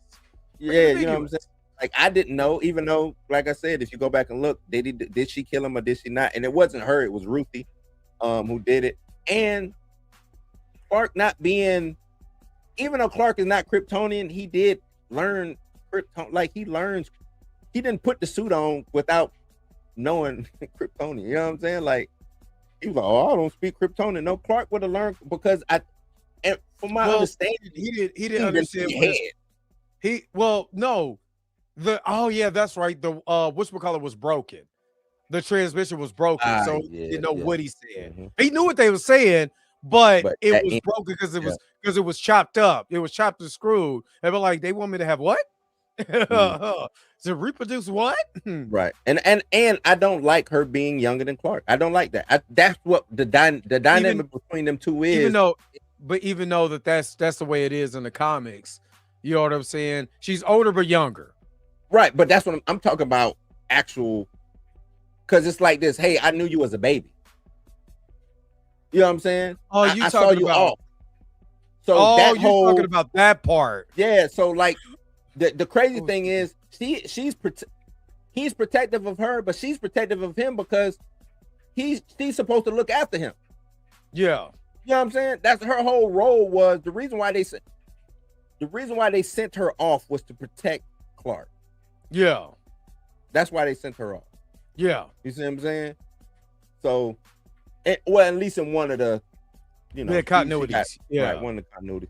But she is always older than him. Even and the whole Argo City thing. If I remember correctly, them getting the poisoning or whatever, they put the lead down, which stopped, so they couldn't grow no more, and that's how everybody started dying. It wasn't because of the cryptocurrency. It was because they put cancer. They was breaking the buildings down and putting lead so they wouldn't get poisoned, and so they basically ran out of shit. You know what I'm saying? They ran out, so they had to send her away. It's things that would have made it just to me a little bit better, man. Just a little bit better. But like I said, you gave it 3.5. Was it a 3 or 3.5? 3. No, it's 3 out of 5. 3 out of 5. Yeah, I gave it a 6.5. You know, I'm good to go. And Cap was reason why people like Cap. I think because we were still in the post 9/11 era of America and of the world. Yeah. You know what I'm saying? So him being a soldier, everybody liked that.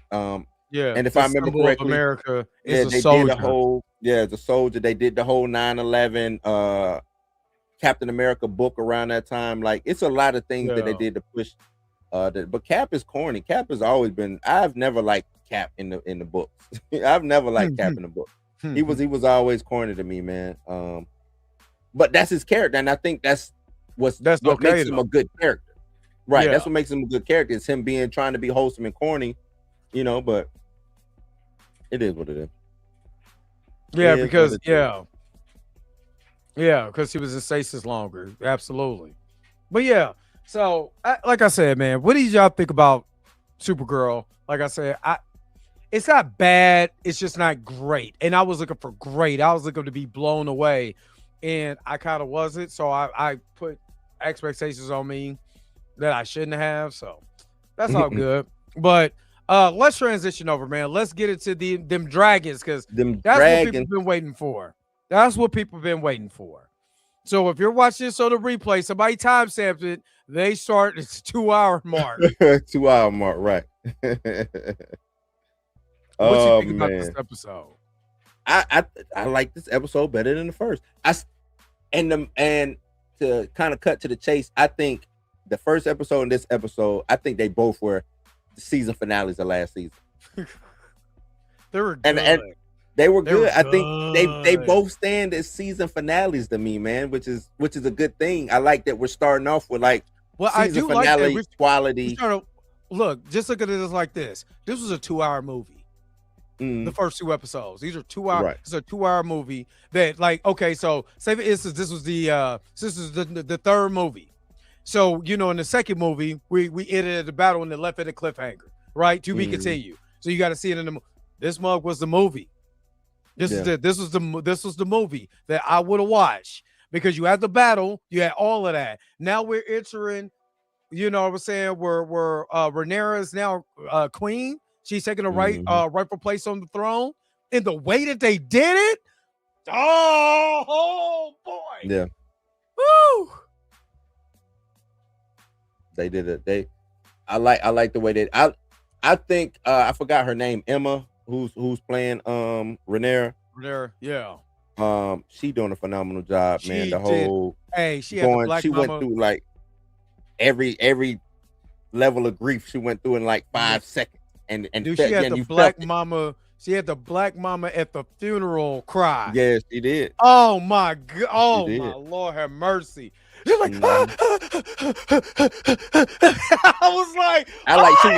she was like, "What have you done?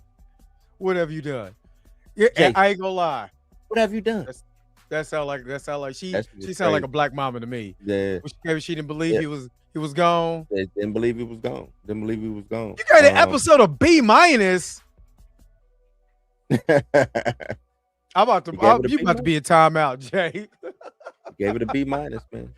Man, that means it's gonna be some C's and D's in this season. Then if he gave that a B minus. Man, that episode was phenomenal. The contrast to everything, to Aemon and Daemon. You know what I'm saying? Man, yeah, because the way Daemon took Harrenhal. Yeah, in the way Aemon took her. Yeah. Daemon took it smooth. He came in there. He didn't have to kill nobody. He just, you know what I'm saying? Hey, I'm here. Harrenhal is not mine. And they was like, oh, yeah, here you go. Come drink. Come you want to eat with us? Eat. Right. You want to eat? Come on. It's yours, dog. I don't want this shit. It's yours. Yeah, we made Aemon came in there. Right. We made, got him fresh out the fucking fryer, dog. You know what I'm saying? Aemon came in there. And the crazy thing is, Aemon could have came in there the same way. Yep. But they chose not to. Because he wants to be so much like his uncle, but so much unlike his uncle.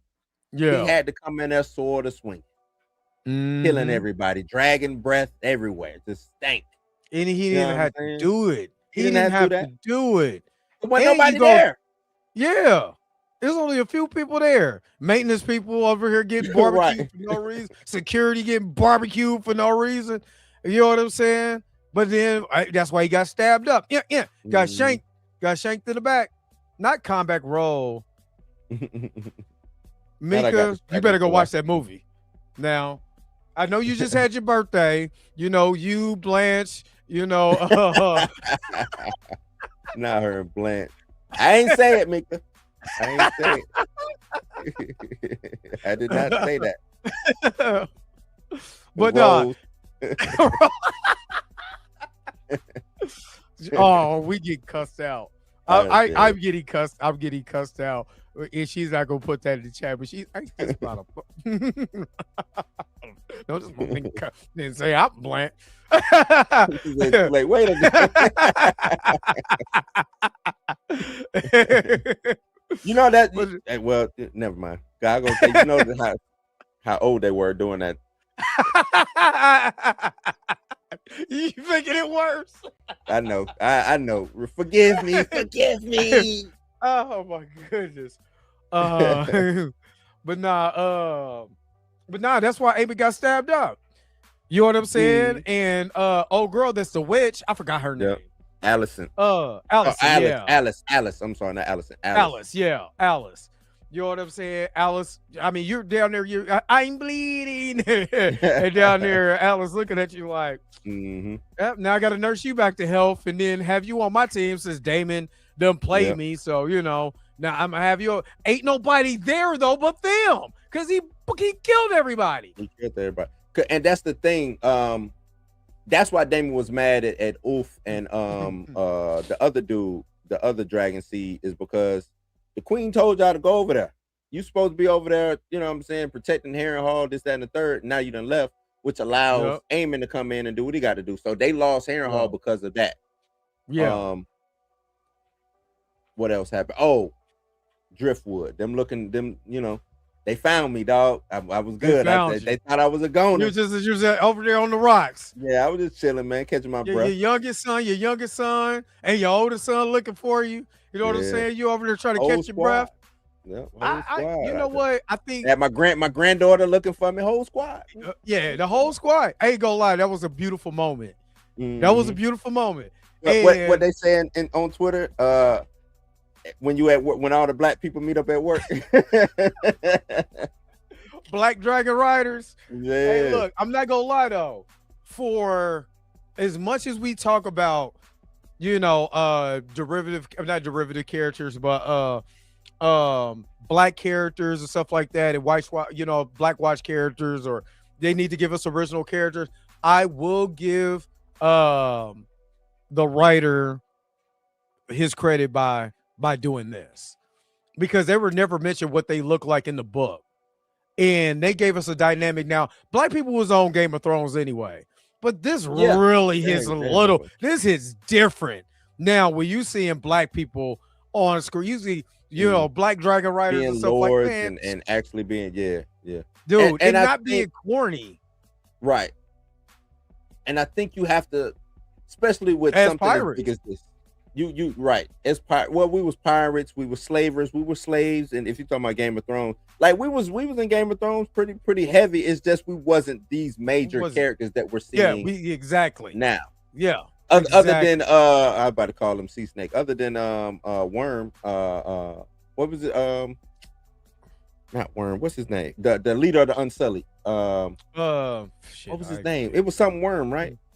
I can't. Well, I can't remember his name, but other than him and old girl, those were the only two like black people. He's a Grey Worm. Grey Worm, that's what it was. Grey Worm and I'm about to call her Melisandre. It wasn't Melisandre, but her friend, the one who they kidnapped and then killed her and threw off the what's called. That's what really got her mad. But other than them two, we didn't have nobody of high stature in Game of Thrones. But here in Hot D, in House of the Dragon, in them dragons, these and I think that's cool. I think that's cool. For the simple fact is that you do get to see it. Oh, Darius just popped in while we talk about them dragons. There he go. Darius just popped in. We talk about them dragons. He came in, he heard black people on dragons. He was like, oh shit, okay. They still on?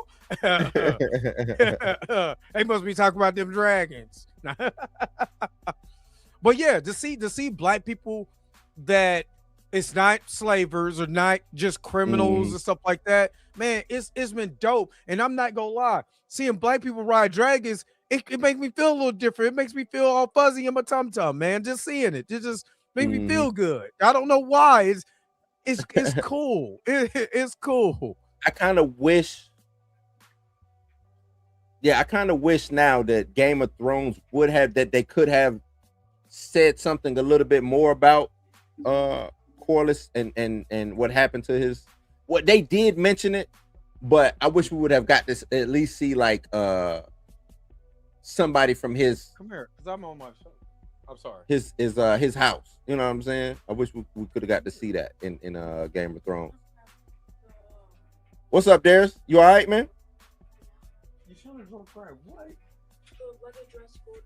Okay, go get it. Sorry, my mouse is being real stupid. It keeps like, I don't know. It's not jumping moving around. Correct. Yeah, not moving correctly. What's going on? What's up? I was like, Darius just came in for them dragons. We over here talking about black people ride dragons. Darius came in. This started. They talk about the dragon seed being treated like chill on Pantheon by Dame. Hey man, I actually appreciated that. Me too. Because the thing is, Ulf is a damn, and he gonna be the one. Well, I ain't gonna. Yeah, don't be over here giving us a book. Bad. But nah, if I'm Damon, and I'm like, dog, why the fuck y'all here, man? Ain't y'all supposed to be over at protecting Harrenhal and the guy's eye and all that other type of shit? Why you here? Right. Oh shit. Adam left too. I ain't asked that shit. I'm talking about y'all, man. Why y'all here? You know what I'm saying? I was slapping shit out his ass too. Like, what you doing? He trying to snitch on the black man. Adam left too. Right. Man, shut up. Hey, I ain't gonna lie. The way he slapped the shit out of him, he slapped all the shit out of his ass too. I was rolling. I ain't gonna lie. I was waiting for it. Yeah, the whole episode, I'm in there, I'm intense, and I'm over here watching. He was just like, and the slap sound that they gave it. Because and Jay, the thing is, Damon he not playing no games. I just got finished whooping ass, right? Because that was Fish Feed. That was that battle. I forgot the name of that battle, but they didn't show the battle. I just killed the Lannisters, took all of them out. Yeah, he had the Lannisters' head on a pike with the lion. That was dope. What I'm saying? That was a twin. All the Lannisters out. Right. So that was the twin Lannister because it was one twin that went to go fight. The other Lannister was on the boat. On the boat. You know what I'm saying? Yeah. They got he dead. So y'all, yeah. Oh yeah. Nah, Damon was like, nah, I'm about business. Y'all not about business. I see it open, and then it's an opening that's about to happen. Because you saw it soon as Damon found out about that opening, what he did. He went right on in there to the queen. Hey, Rhaenyra, hey, look, man. He he started smooth talking to her in that Valerian too. Hey, look, You showed it all in her ear. all all in her ear. Look, I see you laying here with his sword and all that. All that shit is dope. But if you don't get your ass up, we got business going. We got business at hand. Yeah. This is the perfect time. Yeah. I personally think last night's episode was better than the first episode. I loved Battle of the Gullet. I thought it was great. It wasn't what I was really expecting. I was expecting it to be able to rank it for me personally. I'm sure other people feel different, but I was expecting to rank it amongst some of the best Game of Thrones battles, and it just didn't hit that for me. That doesn't mean I disliked it. I liked it, but this episode was 10 times what the last one was for me. This was great. The dialogue was great. The stakes were high. I mean, it was really a really good episode. They are definitely feels like they're chasing. I've seen a lot of people saying this on Twitter, but I said it last night as well. It seems like they're chasing that Emmy because Emma Darcy's performance. Oh my God! Hey Darius, I said she looked like a black mama when she came in here with shaking her. She was like, yeah. She really did. She killed it last night. I mean, I was so captivated with her performance. I was like, oh my gosh. She dog. It was even but see, y'all are talking about her physical acting. Even like her facial acting during the end, like all the emotion that she was wearing on her face while she was taking the throne and walking through. Yes, because she had to look back at Allison that she made that deal with, but Allison's daddy head is rolling on the floor. Right. I mean, but I said, like I said last night, at the end of the day, oh well. I mean, I get it. Yeah. I get you. We made a deal. We had a pack. It was supposed to be Aegon's head over this, but at the end of the day, your father helped orchestrate this. All of it. His head's got to roll. And I feel like regardless of whatever pact her and Allison made, yes, she is queen. But once she sat on the throne, you have a point to make. You have to set the precedence of what your ruler, what you were going to look like as a ruler of the Seven Kingdoms. Meaning, that's why to me, when Aemon handed her the sword and said, "This is going to," what did he say? "This is going to cement you as queen," or whatever he said. Something like he was like they're watching. Right. Do this shit. Right. So I feel like Otto, Allison, any of them, all heads got to roll. You got to gain the respect from your people. That these were the people that betrayed you. So you got to set your foot down and say, I'm not tolerating any betrayal from the smallest folks to the highest folks. And she just, I love Rhaenyra, but I hate how she's trying to rule with Viserys's heart. And this is not the days of Viserys. This is not the time of peace and stuff like that. This is you in all that war. Right, but I like the fact now because a lot of the book readers were saying, well, damn, this ain't the Rhaenyra from the book. She a little kind of too soft. I like now that we're getting into, hey, she about to be on some shit. The hardcore, hardcore. She about to be on some shit. You know what I'm saying? Because it only takes one. It takes your first. Really, to me, isn't that her first kill physically? Yeah. So it only takes one. So now that I got that out the way, and now because when Allison came in there, she was shocked, and Damon was laughing. So soon as he knew who that was in there, because they didn't reveal it, he just started laughing. And then when Otto Hightower was walking through the Damon was ready. He was ready to knock him off. Remember, Otto took the hand. Damon was the hand. No, Damon wasn't the hand. But Damon. What was Damon trying to do that first season? He was trying to either he was trying to prove himself to his brother, and Otto kept trying to make him look like a kid, and you childish, and you just, you know what I'm saying? Exactly.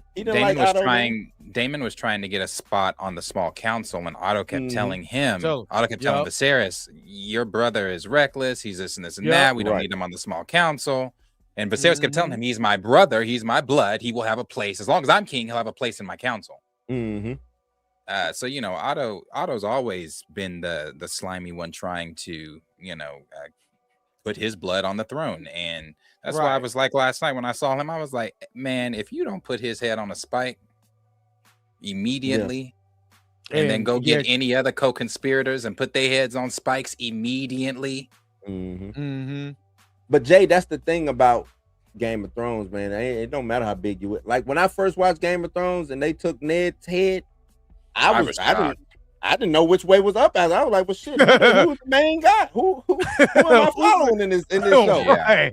You know what Right. I'm saying? Like, they took Ned. What episode was that they took his head? Was hold up. Did he say you said the kill wasn't earned? You talking about Idle Hightower? Oh, that kill was most definitely earned. That was very earned. Definitely very much earned.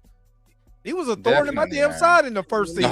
The whole thing I kept thinking of was his line from season 2 when they were on the wall at Dragonstone when he said, "Stale oaths won't put you on the throne, princess."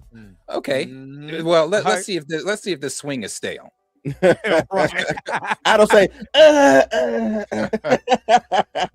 I ain't gonna lie. The first swing was like and then that second swing. That second swing, she chopped it, boy. I was like, damn. And then when Damon went over there and did what was his name? Oh, old boy. Yeah, he swung that mug. He was on the small council. I forget his name. Yeah, Jasper. And Jasper was trying to, R-word Allison just like 10 minutes before that. Yep. And I like where now the one thing I don't like, of course, is the changes that they have made from the books to the show. I feel like some of the changes just like you just don't need to do that. They were so it's already perfect. But I do not believe we're going to get the whole Alice and Damon hooking up deal, because currently in the books where we left off before he finishes Winds of Winter, Alice is claiming to be pregnant by Damon's son, and she says that her son has a legal claim to the throne. So in the books it's Daenerys, Griff, and Aegon. And Aegon? Aegon the third. Yeah, that's supposed to. He's going by Griff, but it's Aegon. Yeah. So those three are supposedly having the ones. So we saw that part where Aemon is asking Alice for help because he got stabbed in the back by one of Simon Strong's kids, which pissed me off that he killed Simon. Man, that made me mad. I was like, damn, he better not kill Simon. Then he killed Simon. So that part where he's asking Alice for help. I don't know how closely to the books they're going to keep that, but that from that a spawn of Aemon is supposed to be born to Alice. So I don't know if they're going to do that. I doubt it. But and then we also don't know where that works because George hasn't finished Winds of Winter, so we don't know where that's going. Yeah, I don't think he ever gonna finish it. He's never gonna finish it. I think he ever gonna finish that, man. I'm more concerned. Well, I'm more looking at the Nettles and that pissed me off too. The changes. The changes with the whole Nettles, because how does that work now with Daemon being his you know what I'm saying? Because Nettles those are Nettles was the one who gets Sheep Stealer. Yeah, Nettles gets Sheep Stealer. But Nettles was also Daemon's concubine, if you want to say, or it's alluded to. You know what I'm saying? So how does that work that's now Daemon's daughter doing this whole situation with Sheep Stealer? You know what I'm saying? Right. Over there looking like a crackhead. Right. I was thinking about that. I don't know, because they've made it to where Rhaena is in this position where Rhaenyra doesn't know that she's the writer, but she is asking for the head of the writer. I don't know how they're going to do that. I was wondering that last night too. I was just thinking, because I said the same thing. I was like, man, that should be Nettles. That should be Nettles. Don't know why you changed it from Nettles, but that should be Nettles, because the girls, Baela and Rhaena, play different roles in the book. Or well, Baela's kind of playing basically the same role she plays in the book, but Rhaena plays different. Yeah. Rhaena's role is different. So I don't like that they've kind of put her in this position to where now it's like, oh, well, she might die, because she actually survives the dance. Right. She survives. Baela survives too, right? They both do. Yeah, Baela survives. Yeah, they both survived the dance. So I don't really know, but like I said, that episode was fantastic. Her sitting on the throne finally. I mean, it's not going to be long lived, but finally. Right. Great episode, man. Great episode. And I think was it ranked higher than the last week's? This one was 9.9. I think they gave this. It's good. Yeah, I think it was 9-9. Do we get the Battle of God's Eye? Do we get that Aemon and Oh yeah, that's coming. And Daemon? Oh yeah, that is coming. I cannot wait for that. I don't know if that's this season though. Is that this season or would that be fourth season? It should be. That should be the next. That should be the next big thing. It should be, but because how many seasons of this are they doing? One more. They're about to start season 4. Okay, so they probably wait for that because I think that's it. After that, that's because that's like the last big battle, right? Was the that's one of the that's one of the last big battles. Other than that, you just have like the dragons dying from some of the small folks, some of the dragons dying from battle, and then you have Rhaenyra's big death, of course. What do you think about Alicent? Well, the actor who playing Alicent seemed like she got some balls and started playing the character better in this episode to me, or at least they gave her more to do. They gave her more to do because I think she's still a great. I think she's been a great actress. To me, they gave her a lot more to chew on as far as those emotional. Like I was talking about the emotional beats, she hit every emotional beat you could possibly think of. Even in the first episode, you know what I mean? When he told her not to go there, and she just stuck. Now we see the aftermath of that. You know what I'm saying? And she knocked it out of the park with her performance. So. Yeah, she did. I thought her and Emma Darcy's acting with their facial expressions in that last few seconds of that episode was great. The slow look Alicent did, looking from her father's head to the throne, and then just the look on Emma Darcy's face was like a little smirk. It was like a smirk, like she was like she straightened herself up, like wipe your tears. Checkmate, yes. That's I mean, but at the but it's valid. It's valid. Yes, very valid. You had Alicent even say in this episode when Helaena asked her, didn't father tell you that Aegon should be king? She's like, well, what I heard or what I did not heard is not important. Bitch, that's why we're here.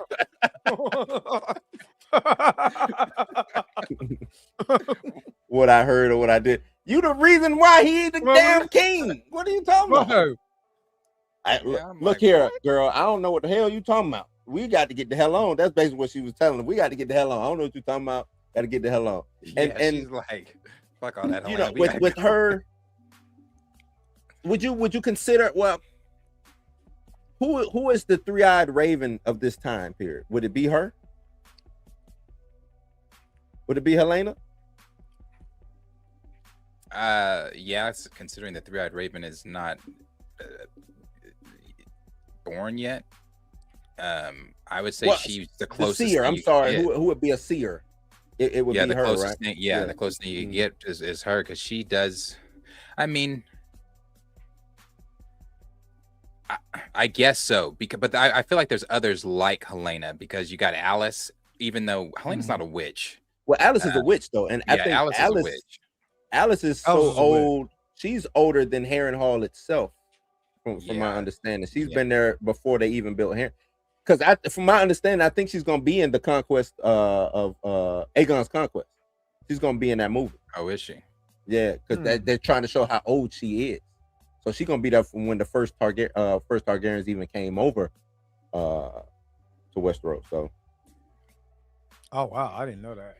Yeah, she should be old as hell. That's her whole thing when she was telling what she was talking to about with Daemon about wanting to get Harrenhal, and she was like, you know, even though I asked for food, y'all give me rubies. What the hell am I gonna do with rubies? I don't want Harrenhal. I want because Harrenhal was built on the trees.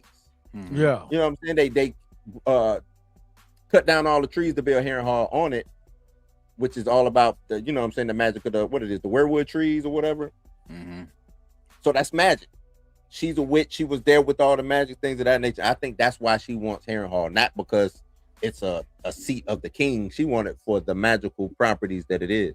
And she said, I've seen people in my what she said, in my old age or in my long-lived age is what she said. In my long-lived age, I've seen it be handed down, be mistreated over and over again. So she was like, nah, I want this shit. So yeah, I can see that. something else that's also irritating is how quick some of these dragon riders, like Rhaenyra, is so willing to throw their dragons into battle without ever having seen a lick of battle. The only dragon that's seen a lick of battle is Vhagar. And it's like, you talking about Syrax? Like she said something about Syrax. I'm like, Syrax has never seen battle. Never. You've never seen battle. Yeah, he was over there drinking water, chilling. You know what I'm saying? Yeah, like when or I guess maybe no, Vermithor's never seen battle either. But when Vhagar came to Harrenhal, this is like a regular Tuesday for Vhagar. Vhagar helped, the one who burnt. Was he the one who burnt Harrenhal up the first time? She helped. I mean, like, she was there. Yeah. So it's like she has seen a lot. She's seen a lot. She's very formidable. You can't just go at Vhagar with some unexperienced riders and unexperienced dragons that have never seen war. And that's something else I'm not looking forward to either. It's just like I've seen a lot of people saying like, man, wait, Sunfire is not Sunfire's Aegon's. Right. And he hadn't seen. I thought he was the next oldest. Was Sunfire? No. Sunfire is Aegon the II's, the current usurpers. Yeah. It's his. Sunfire. Caraxes is the second. Is Vhagar Caraxes, right? It's Vhagar. So the ones that helped conquer the Seven Kingdoms, it was the Black Dread, Vhagar, and Meraxes. Meraxes died in Dorne. Balerion died in, obviously, of old age, and Vhagar's still living. Yeah. So the those were the three that helped conquer the Seven Kingdoms. But I think once the other old ones are Silverwing, Vermithor, Helena's dragon. I forget who Helena's dragon is, but hers is older as well. I think those are the oldest ones that are currently living. He did shank the guard. Hey, he moving pretty good to be all injured and stuff now. I was like, okay, he out here killing guards and shit. Just the last episode, he couldn't even put his hood over his head. He was so hurt. Now he out here hitting people upside the head and killing guards. I said, okay. He got a little bit of seed of the poppy. That's what happened. I'm obviously not spoiling anything for anybody, but I really want to see how they handle that last. Well, I guess I'd kind of be spoiled. Never mind. I won't say that because I don't want to spoil anything for anybody. But with Aegon and his dragon Sunfire, them getting back together. Yeah, them getting back together, and then him directing Sunfire to do what he's gonna do. What he's gonna do? Yeah. So yeah, that's gonna be that's. I know obviously that's season 4, but I'm ready to see that scene. They didn't do in the Battle of the Gullet either. They didn't show Aegon the Younger being carried off from the Battle of the Gullet, because remember he was being sent to, it was like Pentos or Essos or whatever. Him and his younger brother. Who was the younger brother? Viserys. Viserys II. Yeah, they didn't do that. So I'm wondering if they're going to show. They have to show Aegon the Third at some point. I mean, from here it goes into his rule. Right. So his rule, yeah. After what it is, after she's on the throne, it's him, right? It's Aegon, the usurper, rules for a little bit longer. Yep. And then the third comes to take it. Yeah, and then the third takes over because the usurper dies. It's like sick or something. He gets sick. Well, the whole thing, and then Martin was it J.R. Martin who said that it don't matter if the throne cuts you or not. That's not the big thing. I think it was him who said something about that. But the whole lore is if you sit on the throne and it cuts you, that means you ain't gonna be here that long because the throne didn't accept you. Right. And to be honest, I was waiting for that for when Rhaenyra got on there. She was supposed to. And that's what I was getting at. She was supposed to get cut by the. Yeah. She was supposed to be, when she's coronated, she walks to get the crown bleeding. She's dripping in blood. Because she, they were saying either, she cut it or she got cut. Yeah, basically, she got cut because she was gripping the damn throne. The throne so hard or whatever. Yeah. Who did they call the Scab King? Was that Aegon the Third? think they call him the Scab King because he was getting cut up all the fucking time. Well, Aegon III, the younger, was I forget. I don't think that was his name. He had a different name because he was so depressed all the damn time. He was never. Remember the first early years of his rule. He was so young. The small council ruled for him, which was a mess. And then when he finally came to rule, he barely spoke because he was, he watched what happened to Rhaenyra, so he's traumatized from that shit. He doesn't want anything at all to do with any type of dragons. He has said all dragons go, no more hatching eggs. The last living dragon, put that bitch in a pit and let her die. And then he really doesn't come around until Viserys comes back into the picture because he marries the Sad King. The Sad King, yeah. Because he marries his cousin, Aegon's daughter. Mm-hmm.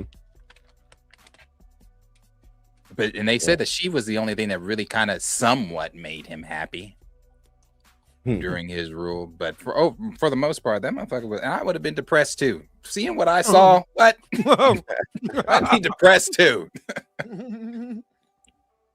What do you think about Rhaena going back, to the Vale and trying to manipulate, even though it's her fault, Lady what's her name? Jan? Lady Jan. Is Aaron? Is that who it is? Yeah, Aaron. Trying to, because what Lady Aaron said to her, I'm like, well, you the one who told her to go off and basically go get the damn dragon. Now she get the dragon and that was some shit. Like what's going on, man? you done got the wildest dragon in the land. Told her to go get it and wonder why it's malfunctioning. Now you like, it's my fault. Lady, I'm scared. Yeah. I think with her going back to Lady Aaron, I was just like, first of all, she's not. I was like, she's not going to help you. One, because like she said, the queen is after you, and you're not about to bring this mess to my doorstep. You're not about to have my head on a spike next. All right, I told you to get the dragon, not use him for battle. I just told you to go get him. Right, and that that whole thing was just irritating because he was going to Dragonstone. You said no. We're going to go home. Yeah, you said we're going home, and he got pissed like anybody that's hungry. I'm mad. I'm about to tear everything up. Yeah, she's sitting there. No, that's our team. He was like, I don't give a fuck. How am I supposed to know? Yeah, I'm hungry. Somebody hit me with a fireball. I don't give a damn who it is. Right. Everybody gotta go. Oh man, yeah. But there's another one out there. I thought there was another wild dragon. I think it's 3 wild dragons. It should be 3 wild dragons. Yeah, I gotta see who that other one is. Let's see.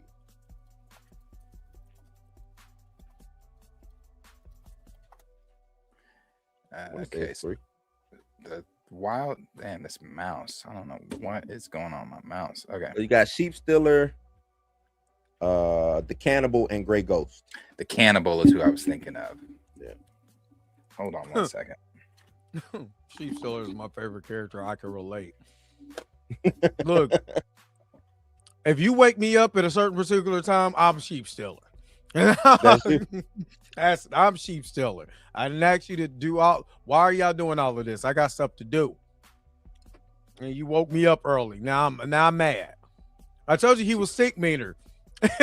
Sheep Stealer was stink meaner. Hey, Sheep Stealer like, look, girl, I brought you some sheep. I cooked it for you. You know what I'm saying? We ate good. I still don't think go home and go to sleep. Yeah, I don't think he cooked that sheep long enough. You got one 5-second breath on there. 9, 10-second rule. Give it 5 more seconds of dragon breath. You just blew on it, but like eat it. You know what I'm saying? And she over there. That's why she looking like that. She done ate half raw sheep meat. She over here tripping. She don't know what way is up. She over here. She's having a hard time. You went did the wildest thing in the world. Yeah, I did say we were supposed to go home. You know what I'm saying? We was supposed to go rest, but I need you to make this detour real quick. Just make this detour real quick. You know what I'm saying? They need our help. I asked for all of that. You know what I'm saying? I didn't ask you for all of that. Now I got to kill everybody. You know what I'm saying? So, right. Oh, well. Is the cannibal in? Does he show up? I can't remember. I don't think he's even been mentioned yet. I don't think that he's been mentioned either. I don't think. I think they only mentioned about the wild dragon being sheep stealer.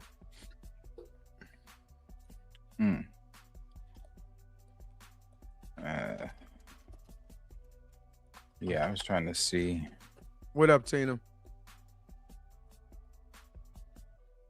Yeah. Now, I will say this. House of the Dragon right now has a 97% Rotten Tomato score. It had 21.5 million viewers in its first 3 days. Nah, it's fire. It's them coming out, and I like that they redeemed themselves from that horrible Game of Thrones last season that took 2 years to be the worst season ever. Like, I'm glad that they did that. And this redemption arc is working for them. But just think about it like this: you had season 1, season 2 of House of the Dragon. Then you had Knights of the Knights of the Seven Kingdoms. Yeah, Seven Kingdoms. And even without the dragons, it was still a good show. You know what I'm saying? It was still a really good show. And then you come in with this, right? I'm just saying they're on fire right now. They earned every bit of this. Oh hell yeah! And I think all the actors are doing a good ass job. Like we talk about Emma Darcy and all of them, but the dude playing Lord Corlys, you know what I'm saying? Wonderful job. The dude playing Alan. Alan, yeah. I told you Alan's my favorite character because you can tell and Darius talked about this earlier, the emotions that the character is bringing out in their eyes, not even with dialogue, just in their eyes. They're doing an amazing job just physically acting in certain scenes because you could tell he was looking for his father and he was concerned because that unrest about him being a father. Yeah, you want to get that. You want to get that conclusion before this man go. You gonna call me son? I'm gonna call you Papa. Right. Before we go, ain't nobody kill you but me until I get this down. That's basically what it is. You know what I'm saying? And if he was over there laying down, but like, look, get up or I kill you. Right, I'm gonna kill you. You know what I'm saying? So get up on the But I do like these particular dynamics because they're showing dichotomy in every single character that you can like, okay, you see how bad it is over here, but man, these characters over here, and this is bad over here, but man, some good stuff right here. So I think I like the overall balance that they gave this season so far. You know what I'm saying? Even like I said, Alicent seeing her daddy's head get cut off. And then Rhaenyra walking in his blood to get on the throne was slipping and falling. Yeah. She was a guy. You know, shit. Yeah, she did. She was like, oh, shit. She should have slipped and grabbed a sword, and that's how she gets cut. That's what should have happened. But you know what was cool about that scene? The blood, his blood was reflecting on the throne of her because he did. And that's a payoff from season 1, all of that you tried to do. Now look at me. You know what I'm saying? You're seeing a reflection even in your own blood. Amazing transition with that. Yeah. You hit that on the head, man. To go back to Alan and the facial acting, because it's like you can tell he's like looking at Corlys like, damn, that's my daddy. This motherfucker is like the baddest dude in the land, but at the same time, like, man, I want to smack the shit out this motherfucker. Like, you see, you know what I'm saying? Like, you see that the mixed emotions. You know what I'm saying? Even when they were sitting down, you know, he was trying to have a little drink. Hey, man, I got this gin. And he kept looking off like, he's like, man, I ain't trying to drink with you, dog. He was like, nah, drink, man. You know what I'm saying? Come on, son, drink. And as soon as the alarm sound, he was like, man, fuck that drink. He got up, went to go do his duty. He wasn't like, you know what I'm saying? It was kind of like, but then you also see Corlys, but you see the internal conflict in Corlys because Corlys is like, I'm trying to do this the best way I possibly can. I don't know how to do this, I'm gonna do this the best way I possibly can. And I like that. Corliss is that dude who got caught. I'm in love with a stripper. Like, hey, look, man. You know what I'm saying? Like, that's what it was. He was Corliss was in love with a stripper, but at the she same was time, the best. yeah. But I love my, you know, I got my old lady at home. You know what I'm saying? I love my look. What? But yeah, your mama did something with her tongue. I don't know what to do. All she did was see my sea snake. That's all I was saying. So shout out to your mama. I thought about her. He said, I always thought about your mama, man. Like you said, that thing that she did with her tongue, boy. Woo, man. Throw it in a circle. Throw it in a circle. Yeah. Well, yeah, but I think that's what I like about this more, because we are having certain scenes that are fleshing out the characters at their most vulnerable points. And sometimes I don't know, because Darius, we talked about Supergirl before we got on here, but I was talking about when I did my notes for Supergirl. I'm in the middle of the movie and I looked at my notes. I was like, this is the middle of the movie. And I said, there's no emotion for me to carry on to this character. But we see in House of the Dragon and these other shows where you get these integral moments where you feel something for this character, whether you like them, whether you don't like them. Are you feeling that like with this particular season too? Oh yeah. You definitely feel, like I said, I just keep pointing to the very first scene that opened this episode with Emma Darcy. If you didn't feel anything during that scene, then I don't think you're actually watching the show, because just her even saying the opening of her trying to speak to Jace, knowing good damn well he's dead, asking him, yes, what have you done? Because when she said that, I said, oh damn, not her trying to talk to him and he's dead. You know, just all of that stuff. I mean, they really are pushing the acting this season. Yeah, the way she peeked around, you know what I'm saying? Like when she came around the corner, she kind of peeked around to see who was that laying, even though she knew who it was laying on the floor, but she still kind of was like, man, who the fuck is that laying on the floor? Yeah, I know that ain't who I think it is. Man, if you don't get your ass up and quit playing, what you done did, man? What you, Jace? What you done, Jace? The shit with Laurent. Oh yeah. Yeah, him trying to. You don't touch me. I said that. I said that episode 1. I forfeit my life. Yeah, the way she said it though was a hell of a lie. Nigga? Yeah, the way she said it. That's what I said. That's why I said she turned into a black mama. That whole scene, she turned into a black mama. Yeah. If you don't get your motherfucking hands off me, Your Grace, I forfeit my life. What the fuck that's gonna do? That ain't gonna bring my nigga back. Yeah, that ain't bringing my son back, man. My son is still dead. That's why what she said before she left Dragonstone. Let Sir Lorne figure out how he wants to die. I ain't forgot that shit. Yeah.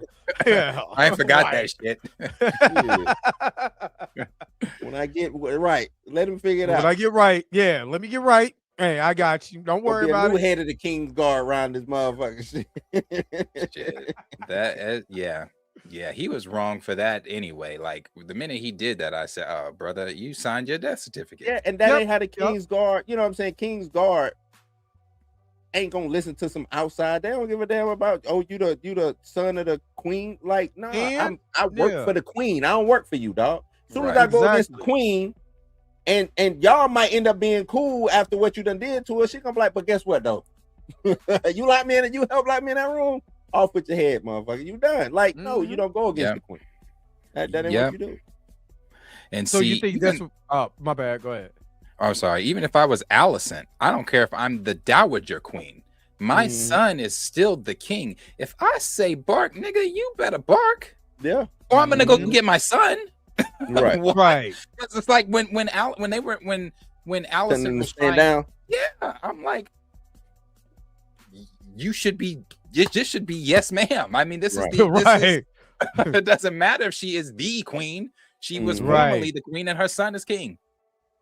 Yeah, I don't understand. Like, I didn't understand them looking at her like they was looking at her crazy. Like, they were. Even not only that, coming in the room. But Darius, not only that, the queen was actually there.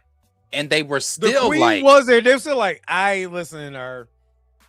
The queen was actually there. Yeah, listen to your mama. I ain't listening to you. If y'all two bitches don't get the fuck off this wall, right? That's basically the way that they treated. Basically, they were the way they were looking at her too. Like, what? They were looking at her like, nah.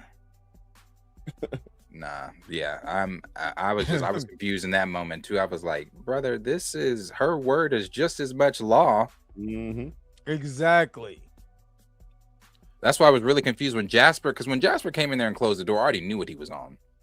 I said, oh, he's about to try to make a move on her.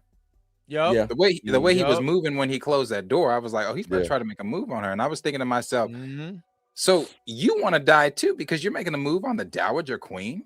Yeah, what are you doing? On some open shit too. It wasn't like they was off in the cut. Yeah. Oh, they were in the room. And he was, talking about Sir Kristen Cole and all this. Yeah, he got nothing to do with that. Hey, Sir Kristen Cole can't help you now. I'm gonna pop you upside the head with this turtle. That's what I'm gonna do. Man. Because I was like, how are you gonna? Okay, you do this. How are you getting out this room? You survive. How do you survive doing this to the queen? If you get off with, like, if you get this off, what happens? What happens next? Because all she got to do is say it. It ain't like she tells, let's say Aemon comes back or Aegon comes back, and she say, "Hey, what happened?" You not surviving the day, bro. You're not. Right. But also, I was also confused why when the Maester came in with some of the guards, when he got, because he still had her on the ground when they all came in. Why did you not immediately arrest him? If he had hands on the queen like that, you should have immediately arrested him. Immediately hands arrested and feet all in his ass while y'all taking him away. Yeah, because he was like, he got off of her when they were all in the room. Then talking about we have a traitor in our midst. It doesn't matter. You just physically manhandled the queen. Exactly. That's not for you to decide. What? No, it's that one. Yeah, this one. Jay said, I can't agree with that last one. Giving her power will be giving Cersei power. They not queen no more. Wait, say it one more time. I can't agree with that last one. Giving her power would be giving. Cersei had power. Yes, and that's what I was about to say. The perfect scene to display that power when she was talking to Littlefinger, she said, take steps. When she had her guards around her, she's talking to Littlefinger. Littlefinger tell her what was power, and she said her guards were around him. She said, take his head. No, I changed my mind. Take 3 steps back. Now 4 steps forward. Now spin around. Close your eyes. She said, no, power is power. So no, Cersei had power from the beginning of Game of Thrones to the end of Game of Thrones. Even her humiliation that played the game right. Yep. Even her humiliation ritual. Yeah, shame. That was my shit. Shame, bro. Even in her humiliation, she told her, "Look at my face. This is going to be the last face you see before you die." And then she told her, "Oh, you're praying to God. Sir Gregor is your God now." Like you can't be. I can't stand Cersei. I hate Cersei. But that's a bad. That's a bad character. When she made them all go to the septum and blew it up. Oh man, that was crazy. Hey, bro, just because Cersei was locked up and chained, don't think that she still didn't have power. Cersei still had power. To me, out of anybody in Game of Thrones, she's the one that had. She's probably the most powerful out of what we've seen. Yeah, she played the game right. She played the game right. She played the Game of Thrones, and she played it right. And she cemented herself as one of the most powerful people, regardless of, again, having a real claim to the throne, which she didn't. She played the game right. Yeah, like you said, from the jump. Because we meet her and what was the brother's name? Jamie. We meet her and Jamie getting it in. Yeah, the first episode. I almost turned it off. Yeah, I almost turned it off. I was like, what the hell is this? And it was like, keep watching it. I'm like, man, can we get past this part though? Jeez. I was getting it in. Yep. I saw somebody say the Lannisters from Game of Thrones seem a lot more smart than the Lannisters from House of Dragon. They seem real, not as lion-like. Well, you got to think from Lannisters from House of the Dragons to Game of Thrones is kind of they've seen more what happens. Yeah, they've seen, you know what I'm saying, kind of watching it from the outside, even because they get decimated. Like I said, they get decimated in that battle that Daemon just had in the marsh or what it was called, the you know, where they had the heads on the pikes or whatever. Them was all Lannisters. That was their whole little squad or whatever. Yep. So then they had to rebuild, and they started being a little bit more tactical, a little bit more, you know what I'm saying, cunning and things of that nature. So yeah, once the Game of Thrones happened, you got who was it, Tywin? He's like the head Lannister. So he's the guy orchestrating things. The thing is, we haven't seen who would be the head. Who is the head Lannister? The two twins. It'd be the twins. The twins. Yeah. So So, and they were real reckless because they were you know, we get introduced to them when they was trying to marry Rhaenyra. Yep. So Jay put. Oh, my bad. Keep going. No, go ahead. You got it. No, I was just gonna read. Jay put. I know it's early, but who is more ruthless, Littlefinger versus Clubfoot? I still say Littlefinger. Yeah. I would say Clubfoot is a little bit more tactical and a little bit more wormy, so, you know, snake-like, but you know, Littlefinger having the network that he had, and you know what I'm saying, and I don't know what Clubfoot Sir Clubfoot Strong has. I don't know his connections like that, other than him killed his daddy and his brother, right? I think that's like the most slimiest thing we saw Littlefinger do some crazy grimy shit. Oh yeah, you know what I'm saying. So, shit. I can't give it a Clubfoot, and it is early, but I can't give it a Clubfoot. Yeah, can't give it. Well, you could even it's really not early. He only got one more season, and he's not making it out of this one. I don't believe. Right. So no, Littlefinger for sure. Yeah, Littlefinger. Remember, Littlefinger put in work for 8. What was it? 8 seasons? Game of Thrones? I thought it was 7. 7? That was 7 seasons of Game of Thrones. What? It could have been 8. No, there's 8 seasons. It's 8 seasons, right? Yeah, he put in work for 8 seasons, man. 8 seasons. One minute you was like, damn, Littlefinger might be a good. He might be a good guy. Couldn't find out. Oh shit, this motherfucker is scandalous. This is a bad dude. Like, nah, man. Like the way he did the Phoenix. We'll call her the Phoenix. The way he did Jean Grey and that shit, like that was some dirty stuff. The way he did Sansa was dirty, man. It was dirty. I forget that is right. She did play in that terrible movie. that was dirty, man. That was dirty the way he did her. So what are y'all looking forward to for towards this next episode going into this season? What are some of the things, and I know this might go into a little spoiler territory, but what are you guys looking at as far as what's coming up in this particular season, or what do you think they're going to do based on the books? Because they can always change it, but what do you think? I mean, where we currently are, I don't know. I mean, I guess they really could change whatever they want, but I'm kind of honestly, I really have no more expectations as far as outside of Battle of the God's Eye and the very last of the events that happen. Other than that, I really don't have any expectations. We know that all the dragons are about to die. I'm not looking forward to that. Yeah. I'm not looking forward to watching. But outside, no, I really don't have any.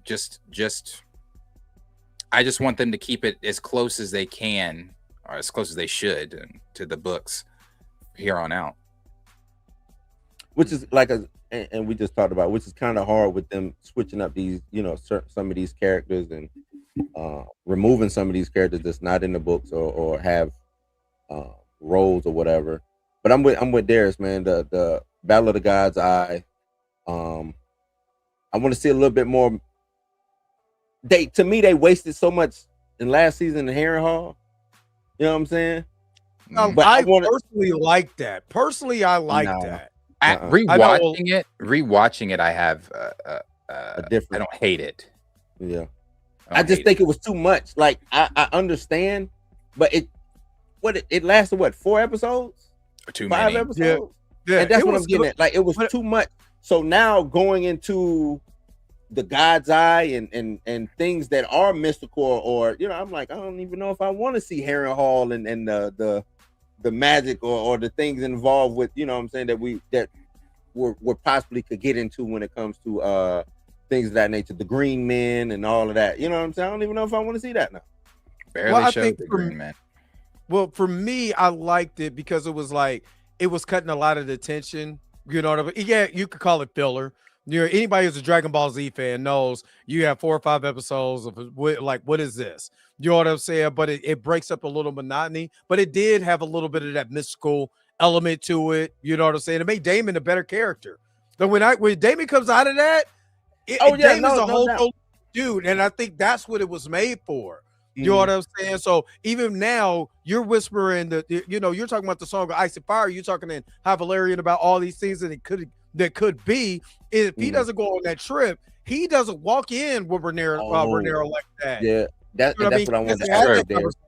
He doesn't have that conversation with her. You're right. So I think that's why I think if you think about it, yeah, is it a little dry? Yeah, you know what I'm saying? But here's the payoff, and that's why I like about it. It was Goku powering up like the whole episode. No, it's just an episode. You be like, what is this? And why are we here? But that's what I wanted to ask you there. With the Nettle situation, my bad, Dre. With the Nettle situation, with him seeing who we know is Daenerys, but him seeing, he said, in the desert, I see silver-haired girl with dragons upon her breast.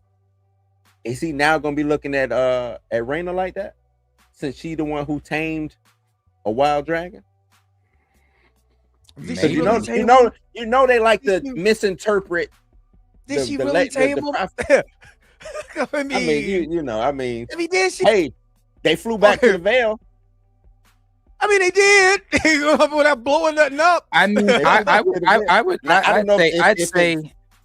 I'd say she somewhat tamed him, because the whole time she was talking to Lady Aaron, he was just back there chilling, I mean, he was growling at first. He was kind of like, hey, he was on one for a little bit. You know what I'm saying? Man. So Rusty Shovel, shout out to Rusty Shovel.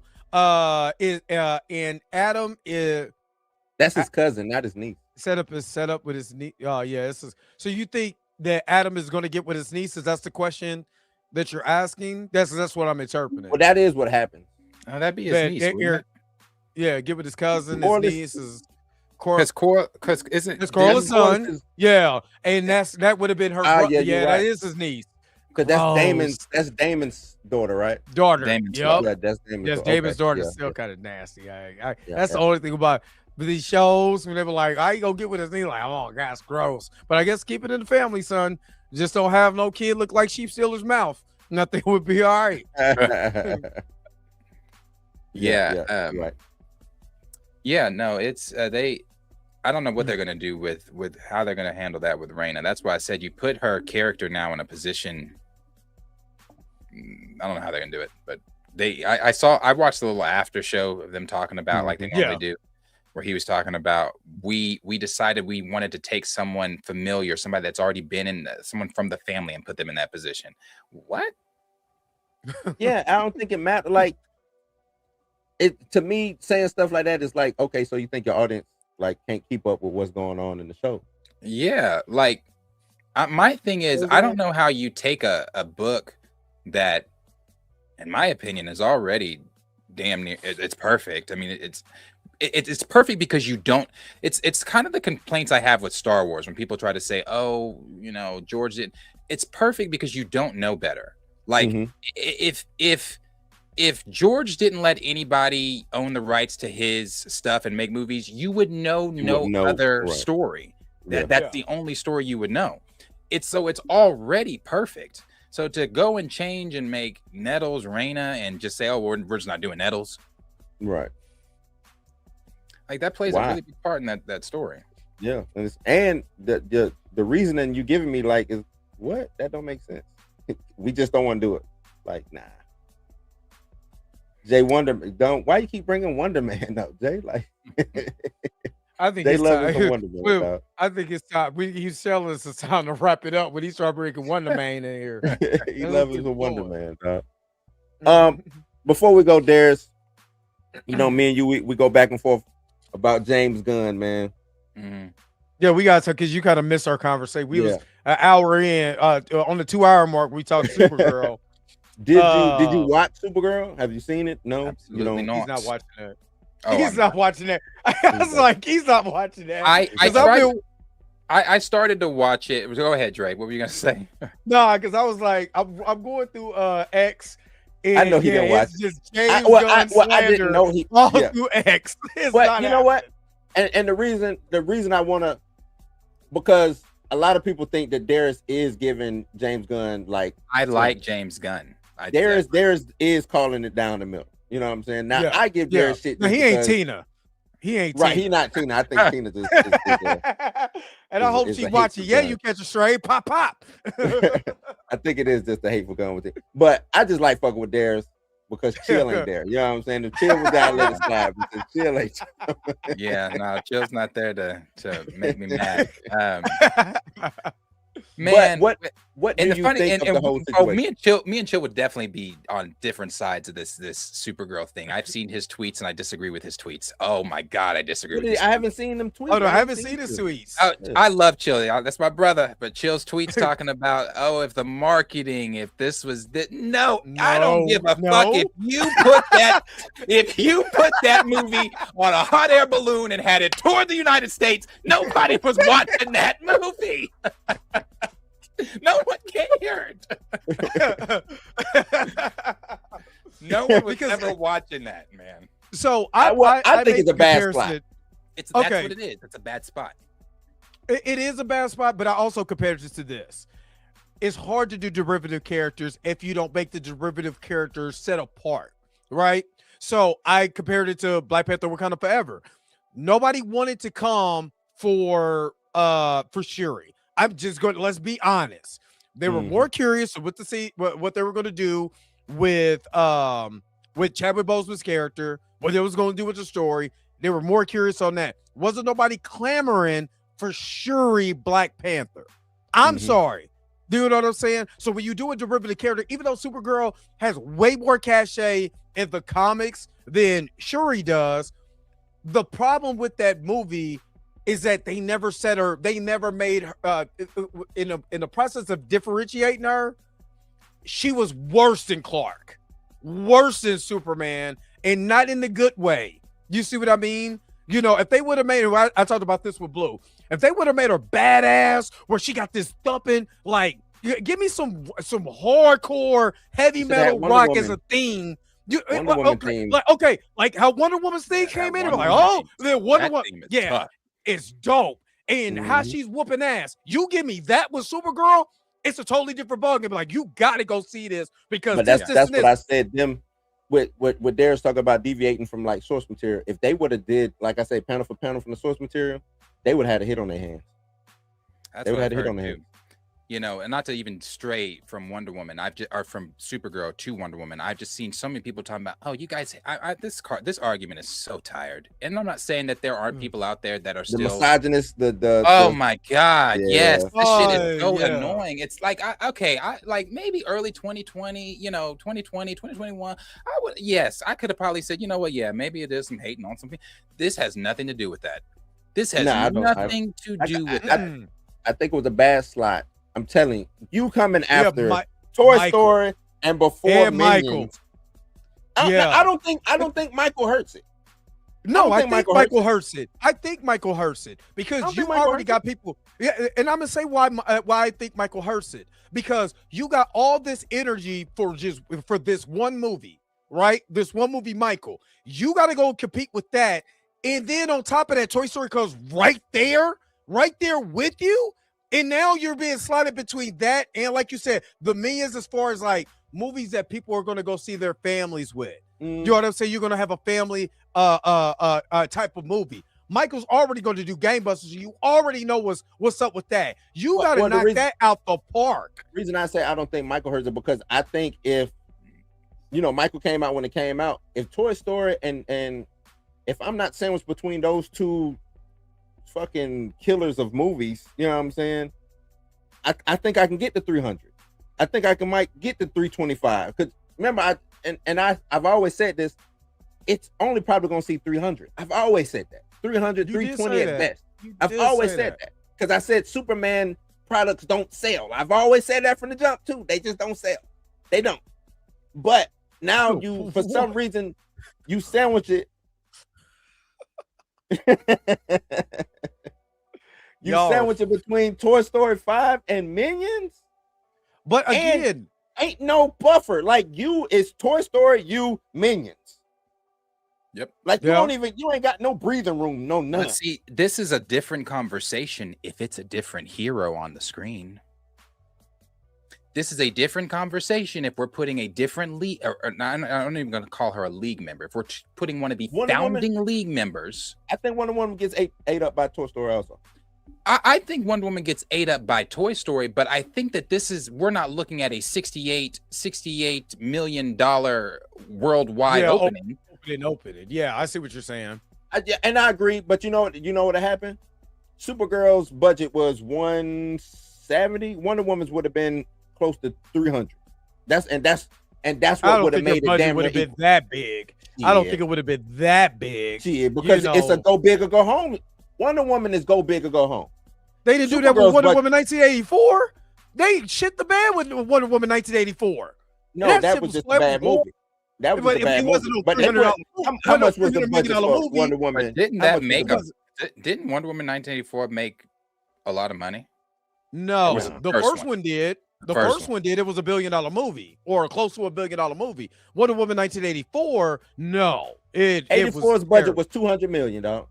That's what I said. It's a $200 million movie. $200 million. But that's also back then. The budgets have gone up now. But you're not gonna spend $300 on Wonder Woman. No, I didn't. I said it could start getting close to 300. Is what it doesn't. It's not getting better. You know, I know people like to disagree with me on this and fight me tooth and nail. Oh, it's not going to get better. We've got so in between the stuff coming, you've got Supergirl who just did what she did, and it's not Kara. It's not Kara. I love Kara. It's where you placed the film, and the timing of this film. She should not have been the second film out. She shouldn't have been. I agree. She shouldn't have been. I agree with that. I can agree with that. You're putting her as the second film out. Then your next film is your next film is Clayface. You got Lanterns, which I'm fairly confident Lanterns is going to do well, especially after that second trailer. That second trailer drug me in. I think Lanterns is going to do fairly well. I think Man of Tomorrow will probably do maybe the first Superman numbers, but I'm saying maybe because we've got upcoming after this. We've got Clayface, Lanterns. They're really pushing that Bane and Deathstroke film. That's high priority for them, from what the scoopers are saying. So now this is now a thing now. Let me make sure I get exactly right what they said. They're I don't think it sees the light anytime soon. They said, this is coming from the Wrap, DC Studios is reportedly prioritizing Deathstroke and Bane movie. No director or cast attached yet. Then it says, it's the same thing there. I don't think it comes as fast as what the Wrap is trying to. I really don't. I hope it doesn't either. But knowing James Gunn and how he likes to do these, whatever type of characters, we got to remember, I can't really say that I don't think it does, because we also have a Jimmy Olsen Gorilla Garage show coming. Well, we already know how you feel about that. On the show, like if Bane and Deathstroke was announced as a show, it's coming ASAP. As a movie, no. That's why Jimmy Olsen coming as a show, I see that happen. I hope so. I hope so. And with everybody telling me, which I was gonna say, I'm gonna save some of this stuff because I'm talking about a lot of this tomorrow morning. But a lot of the people telling me, like last week, Peter Safran has now spoken twice. He's spoken that clip. No, I meant to send you the clip. Peter Safran talks a lot. He talks a lot. Peter Safran talks when shit gets murky. Shit is murky, so he out here talking about. He talks a lot. What he just gave another quote. He did. Yeah, he did. Of course he did. It's ugly. And what I was trying to tell you is he's been talking. It's just he talks more of the. Here you go. DC Studios co-CEO Peter Safran says the previous quality output of the DCEU movies was uneven. I want to rebuild the trust of the audience, while I think DC had lost over the years. Now, motherfucker, you said that. Did y'all not say this shit 3 years ago when you said the DCEU has been fractured? So you telling me after one movie, Peacemaker and whatever the fuck else they put out, you're now saying again, we want to rebuild the trust of the audience? Isn't that what you told us 3 years ago? Buddy, you're running out of trust. But I think he's also saying that because he just had, and I was talking to Blue about this earlier. David Ellison came to talk to Peter Safran and James Gunn on the set of Man of Tomorrow. Man of Tomorrow. So I think that's why he's making this quote, because David Ellison, according to Variety, is a big James Gunn fan. I don't believe that at all. At all. I think this is the save face. You know what I'm saying? That's what I believe. I believe it's the save face. But he said he's a big James Gunn fan. He's a big fan of what they're doing, and they want to continue the continuity over there at the Warner Brothers side of the DC universe. So do I believe that? No, but I think it's a way to save face or something like that. So I think that's why he's making that quote and saying we want to continue the trust of the people. I mean, Safran has been there since the beginning, right? And I ain't talking about since James Gunn. He's been a Zack Snyder beginning. What? Should throw James Gunn under the bus and push Matt Reeves. But that's what's gonna happen. I don't think Safran is gonna throw anybody on, but that's what I said. Matt Reeves' Batman is gonna come out and it's gonna do gangbusters. I don't think it's gonna do $1 billion, but it's gonna do gangbusters because it's Batman, right? And and the whole world is gonna turn and say, "What the fuck?" You know what I'm saying? What the fuck? But you don't think it's gonna do gangbusters? Oh no, I said I think it might do that $1 billion. Yeah. Oh, you said it was close. I mean, because the Batman was what, 800-something million for the Batman. Yeah, I don't think it's enough people like Pattinson as Batman. I think I think that's a lot better than what people give him I might agree with you there a little bit. The only thing I think that really is going to push this one over the edge is your ensemble, your ensemble cast, and not your ensemble cast of characters. If it is the Court of Owls, if it is Phantasma or whatever, whoever, I think your cast of characters. It is a lot going on, but I think your cast of characters, and plus Barry Keoghan's Joker is still supposedly making a cameo in this. I do not like. I'm good on that. I think this has the potential to be a really big movie for them. So the Batman grossed 775. Just think about it like this: the Batman grossed 772.5 million at a worldwide box office under a $200 million budget. This was 2 years ago. You know what I'm saying? $200 million budget. Can they get another 130? I think it may go. It depends on if they do Court of Owls and they do it right. You're talking about damn near $1 billion. Yeah, you're talking about damn near $1 billion movie. Especially like I said. Now, what do you do if you're James Gunn? And you know the Batman, something's gonna have to pull. Well, and this is the crazy thing. I was watching some people today, and they were talking about. We keep giving James Gunn shit, but James Gunn is getting all of these wins that DC does get. They're under James Gunn's tutor. Everything says executive produced by James Gunn. What wins are we talking about? Batman? No, the Penguin was here. Like, there's been some wins. That is not James Gunn's win. No, but see, there's you about to get into what I said about people was giving Deadpool 3 to Feige. I don't give that shit to Feige. I didn't say you did. I'm just saying you about to have the same Hell no. Where I was like, that's not a Marvel movie. That's not an MCU film. No, they won because I'm like, no, that movie would have did what it did without. Yeah, that movie. Yeah. I said that during Marvel the marketing. Studios attached to it. It was going to do that. Yeah, Deadpool was going to do what Deadpool was going to do regardless. Right. But what I'm getting at is how we view things and how the C-suite views it. Is the C-suite viewing James Gunn, because it's also some animation things coming out that I think is going to do well. This Batman Nightfall, I think is going to be dope. Hey, man. Batman Nightfall, that Joker one. Mm-hmm. But a lot of those, were. What I'm lying about, Tina? Tell me what I'm lying about. That's why she getting drive-bys and she don't even know. Like, why am I lying about? What did I just lie about? Go ahead, Darius. It's my fault. They mentioned, no, you're good. Absolute Batman, I think it's going to be absolute banger. Starfire is going to be too kiddie. I read the description. It sounds like it's going to be some Teen Titans go ass shit. Then you got which one? Starfire. Oh, yeah, no, it is. That's exactly what that's for. Then you got Crypto. Not interested. But it ain't for you, Darius. It ain't for you. Hey, Crypto man. ain't for you. Starfire ain't for you. It's for me then, because so far that's gonna be on. I think those are gonna be Superman on. Then for me. What it is? Cartoon? Is that on Cartoon Network? Hey, but the original. Hold on, let me. They not you're not the demographic, Darius. I'm then Blue. I'm confused. When do I get aimed at? When do I get aimed at? Is Teen Titans for you? What? That's a different question.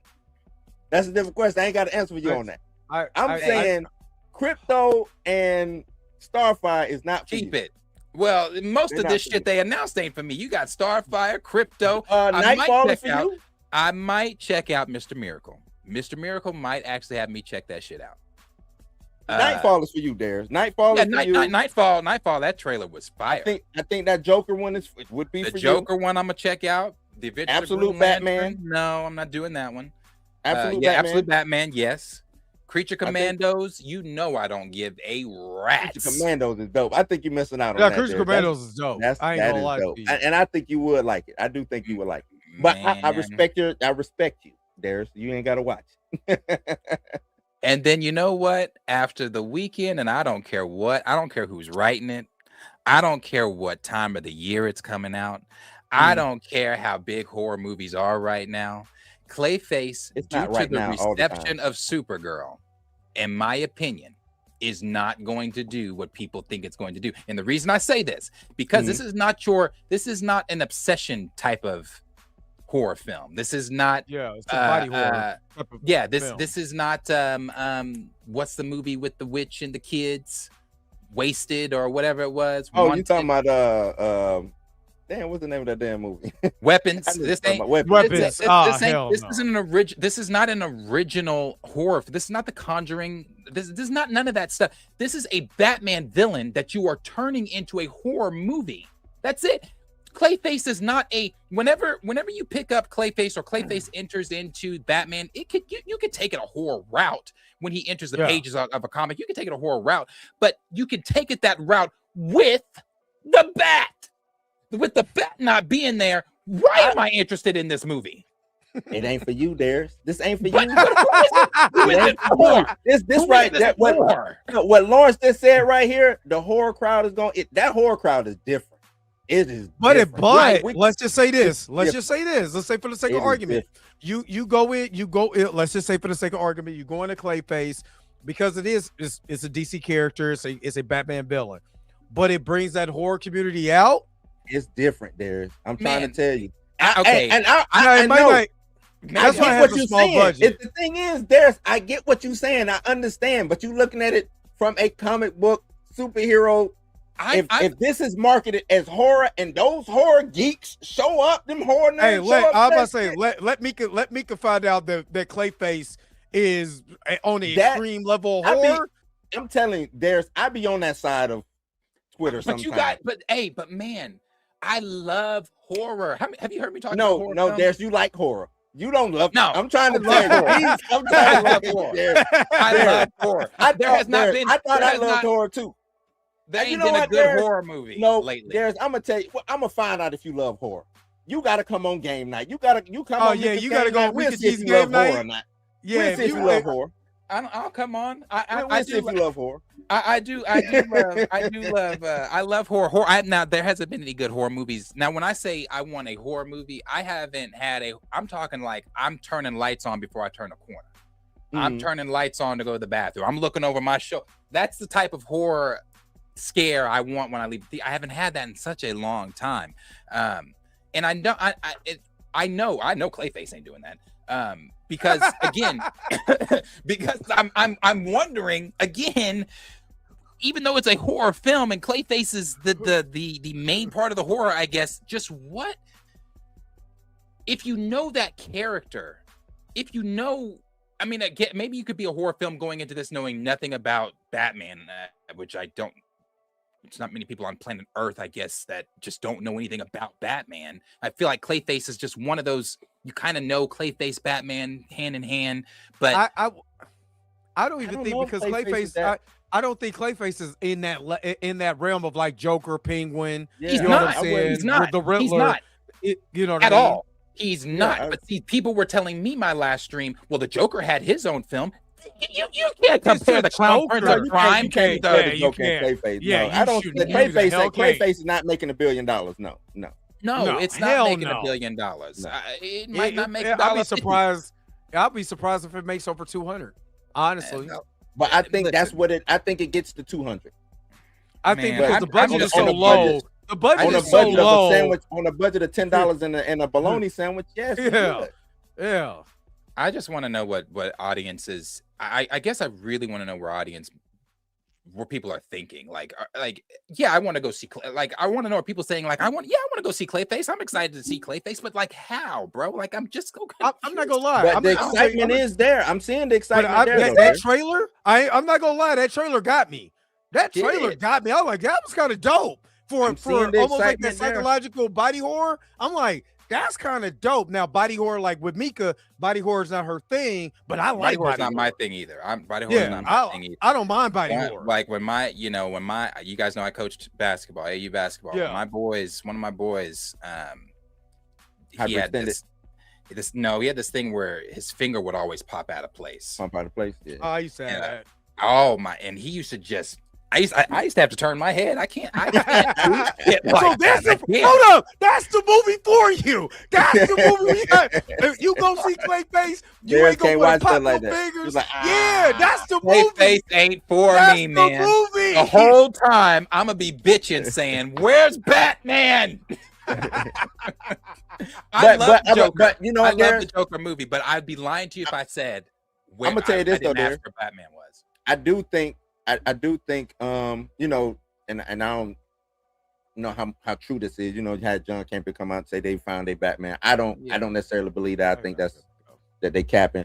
But I do think, because I said this in my tweet. I don't know if I think you liked it. I said you gotta sneak Batman in this Clayface movie. You got to. Like, you gotta figure out a way to sneak Batman in because of Supergirl. I think because of the sentiment. And the talk around Supergirl. I feel like that might do. Go ahead, Dre. Sorry.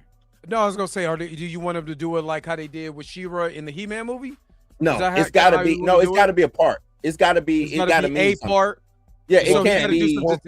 So he got to do some detective work, is what you're saying. Oh, well, he should be in the movie. The whole thing. That's why I just say he got to be a part. No. No. Have you seen? Hold on, Darius. Have you remember? Hold on. Wait, there. Hold on. Remember when they introduced Clayface in Batman animated series? Yes, but he was in it. Batman was in it. He was, but Batman was only in it for maybe 5 minutes of that episode. He wasn't in that whole episode a lot. No, that episode was about Clayface. It was about Clayface, but that was a 26-minute episode with commercials, Blue. I'm just saying. No, I'm just saying. They gotta figure out what I'm talking about, the rate. So the percentage that Batman was in that episode, I think you go that route. So we got an hour and a half of a movie, 2-hour movie. What percentage of Batman needs to be in there? 35% Batman split up within, or we get some Bruce Wayne in there, we split some Batman in there. I'm with you. He does some detective work, but this is still called Clayface. I need this to be a Clayface movie. But if I'm introducing Batman and I give you enough Batman to show, hey, this is my Batman going forward. This is my Bruce Wayne. Here's Batman. This is what Batman looks like. I give a dope ass Batman scene of him doing some Batman shit. I got you. I'd accept it. I'd accept it. I wouldn't like it. I wouldn't love it, but I'd accept it. However, I'm just still over this whole, hey guys, nudge, nudge, here's Batman in the universe that exists, because the only reason you even watch this Clayface movie is because he exists in the universe that Batman exists in. But hey, guys, I hate that.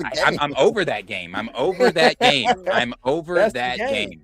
I'm over that. That is the game. Like, you know, also, I don't think they have control of Batman the way that they want to have control of Batman. I don't. I'm gonna stick by that. Meaning, Matt Reeves, I think, damn near has carte blanche over Batman.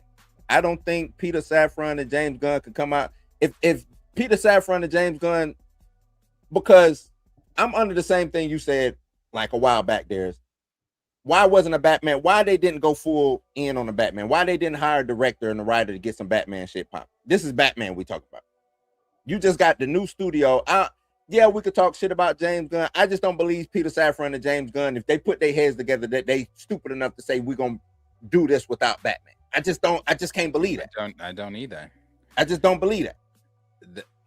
They already teased Batman and Creature Commando, so there is a Batman in this universe. We just don't know who it is and when he's gonna show up. And I think, but that's what I'm saying. They don't have the control. Didn't they take Batman out of in Peacemaker? Batman wasn't in that when they redid that scene. Was Batman in that? Yeah, Batman was in that too. He was in that.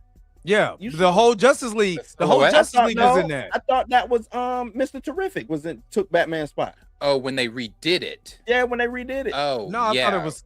Let me see. I think when they redid it, I don't think Batman. When they redid it, I think Mr. Terrific took Batman's spot. I could be wrong. I thought it was Mr. Terrific. I thought it was I thought Batman, I thought it was the Trinity, and just whatchamacallit was there. Mr. Terrific and Green Lantern was there, Hawkgirl. But they couldn't, don't give me the line.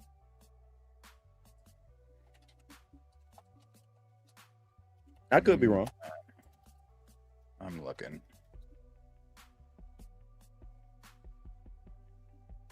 Oh, it's pulling up the one from 4 years ago.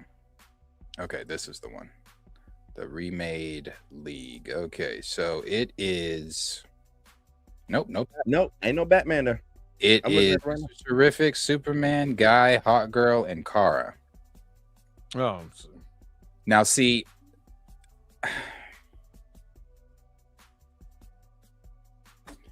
That's that shit. That's that shit. Okay, so the league's not formed. They're not the league. They're not the Justice League. There is no Justice League right now. Okay, yeah, sure. If Batman was to show up in Clayface like that, like I said, I'd accept it. I just feel like, again, they need to really be pushing the league. I know everybody doesn't agree with me. I know people say, no, let's build it out and all that kind of stuff. If you like he said, like Peter just said yesterday, and like James said 3 years ago, the DCEU has been fractured, and we need to gain your trust back. You're not gaining anybody's trust back, in my opinion, with this weak Supergirl outing. Your next thing is you're talking about Gorilla Grodd and Jimmy, and I still am baffled by what the fuck that's even about.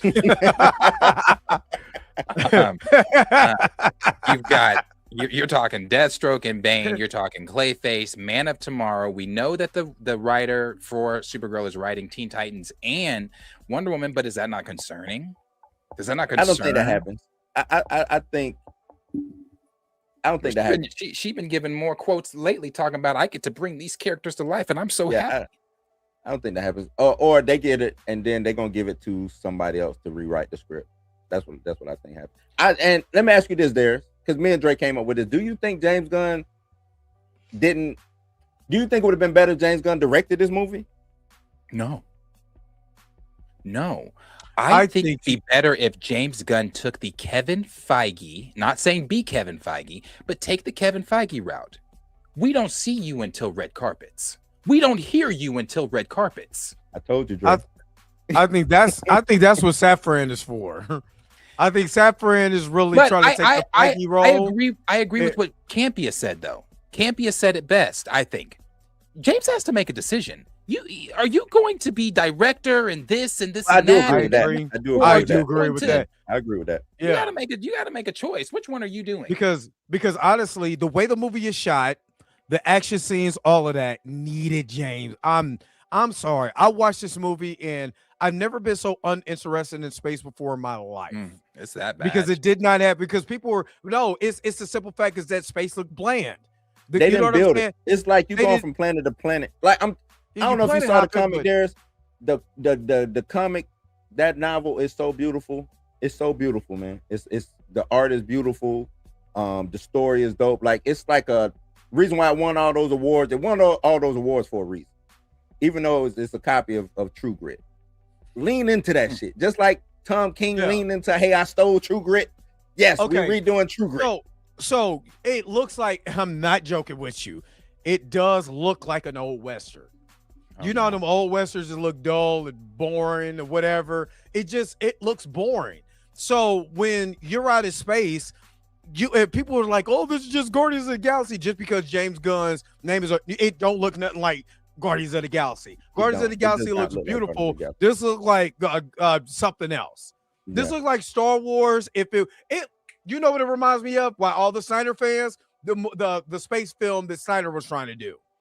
That's what it felt like. Rebel Moon, Rebel Moon, or whatever. How dull and boring a lot of those areas look. Look, okay, we're gonna shoot this on the green screen. We're gonna shoot this in Nova Scotia or whatever. But we're not gonna change any color. We're not gonna do anything. It's just boring, bland. No. So yeah, nope. It's just it looks boring. Let me shut up. I can say it was Rebel Moon. They had a baby with Mad Max, and then they threw True Grit in it for extra. From the clips I've seen, it looks abysmal.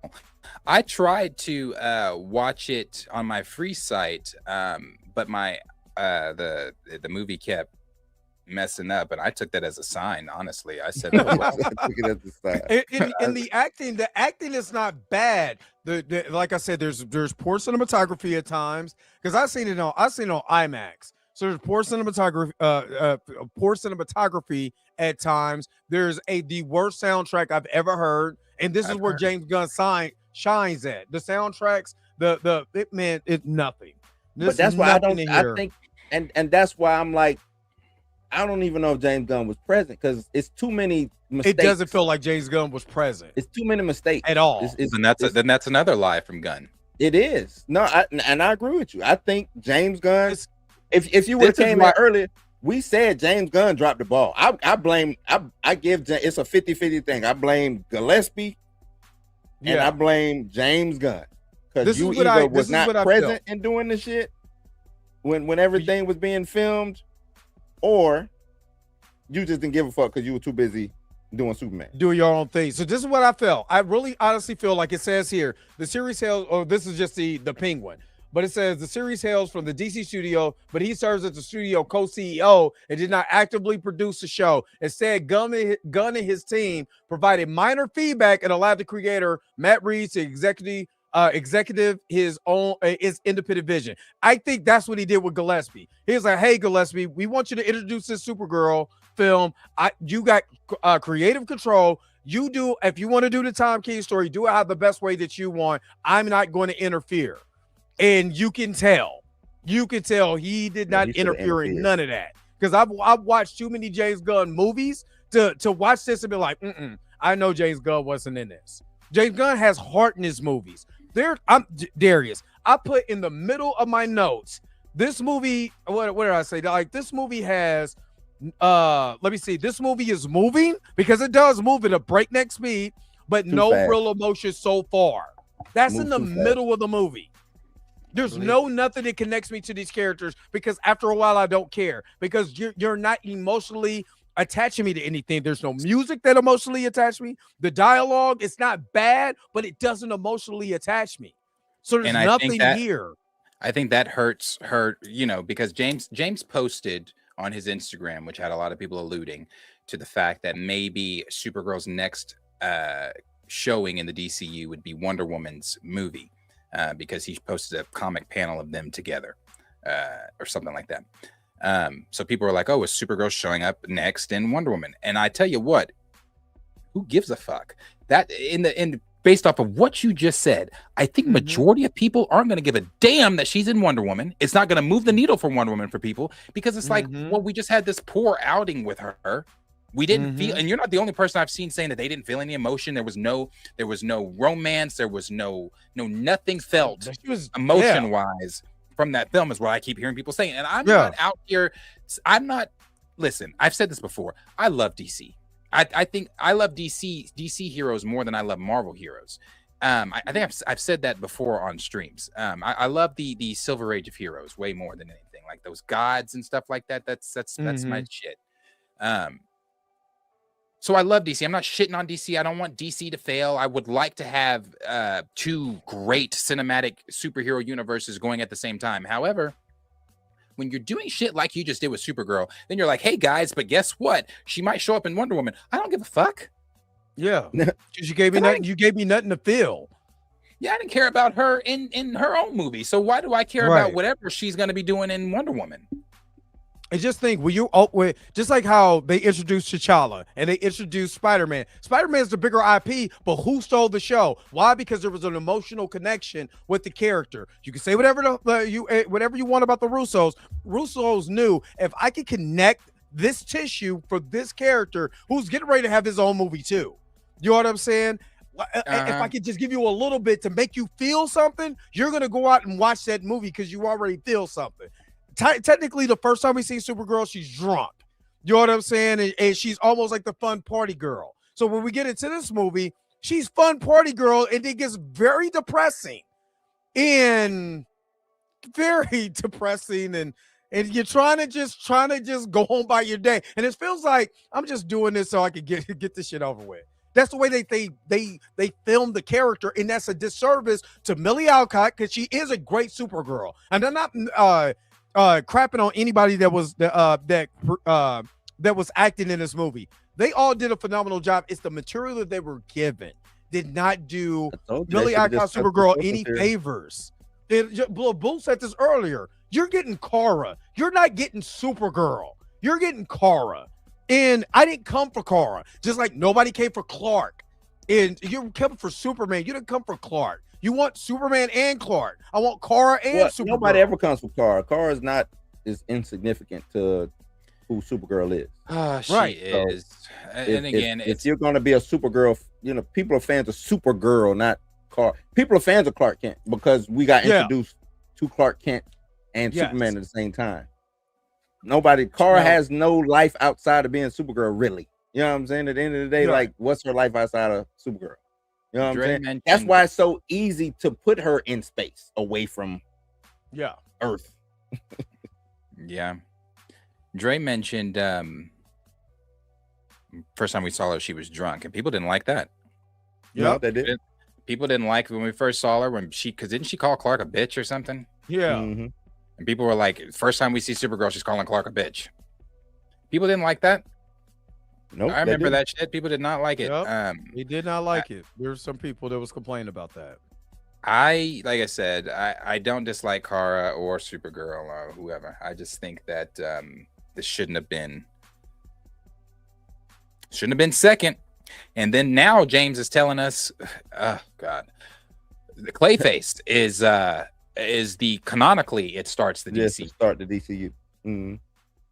Which I still, because the Creature Commandos, I still think that whole Rick Flag thing or whatever is probably going to connect to that because you know what I'm saying? Because he did connect. He was basically portraying Rick Flag and other characters in Creature Commandos. So I can see, the reason why Peacemaker, all of this stuff is happening or whatever with the Rick Flag character, that it was probably Clayface the whole time.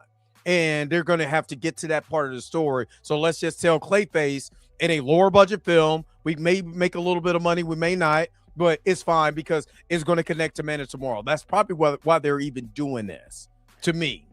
If Clayface connects to Creatures of Commandos, which it does, it is the same Clayface. Yeah. Would you not have some of the Creature Commandos show up, or is this before they are? Or they're after? It could have been after because they went back into jail at the end of Creature Commandos. So, if I'm not mistaken, they went back to jail. Well, no, this would be before Creature Commandos, though.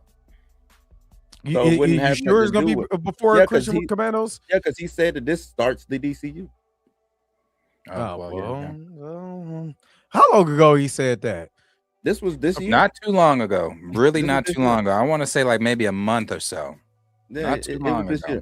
He said it starts the DCU. So with that happening, you won't.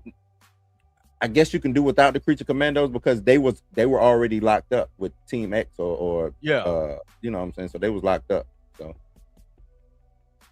you can just have Clayface out running amok. Maybe he gets locked up with them. Maybe he don't. But maybe, yeah. I remember. I was looking at that scene when Batman showed up in Creature Commandos. That's the scene everybody was talking about.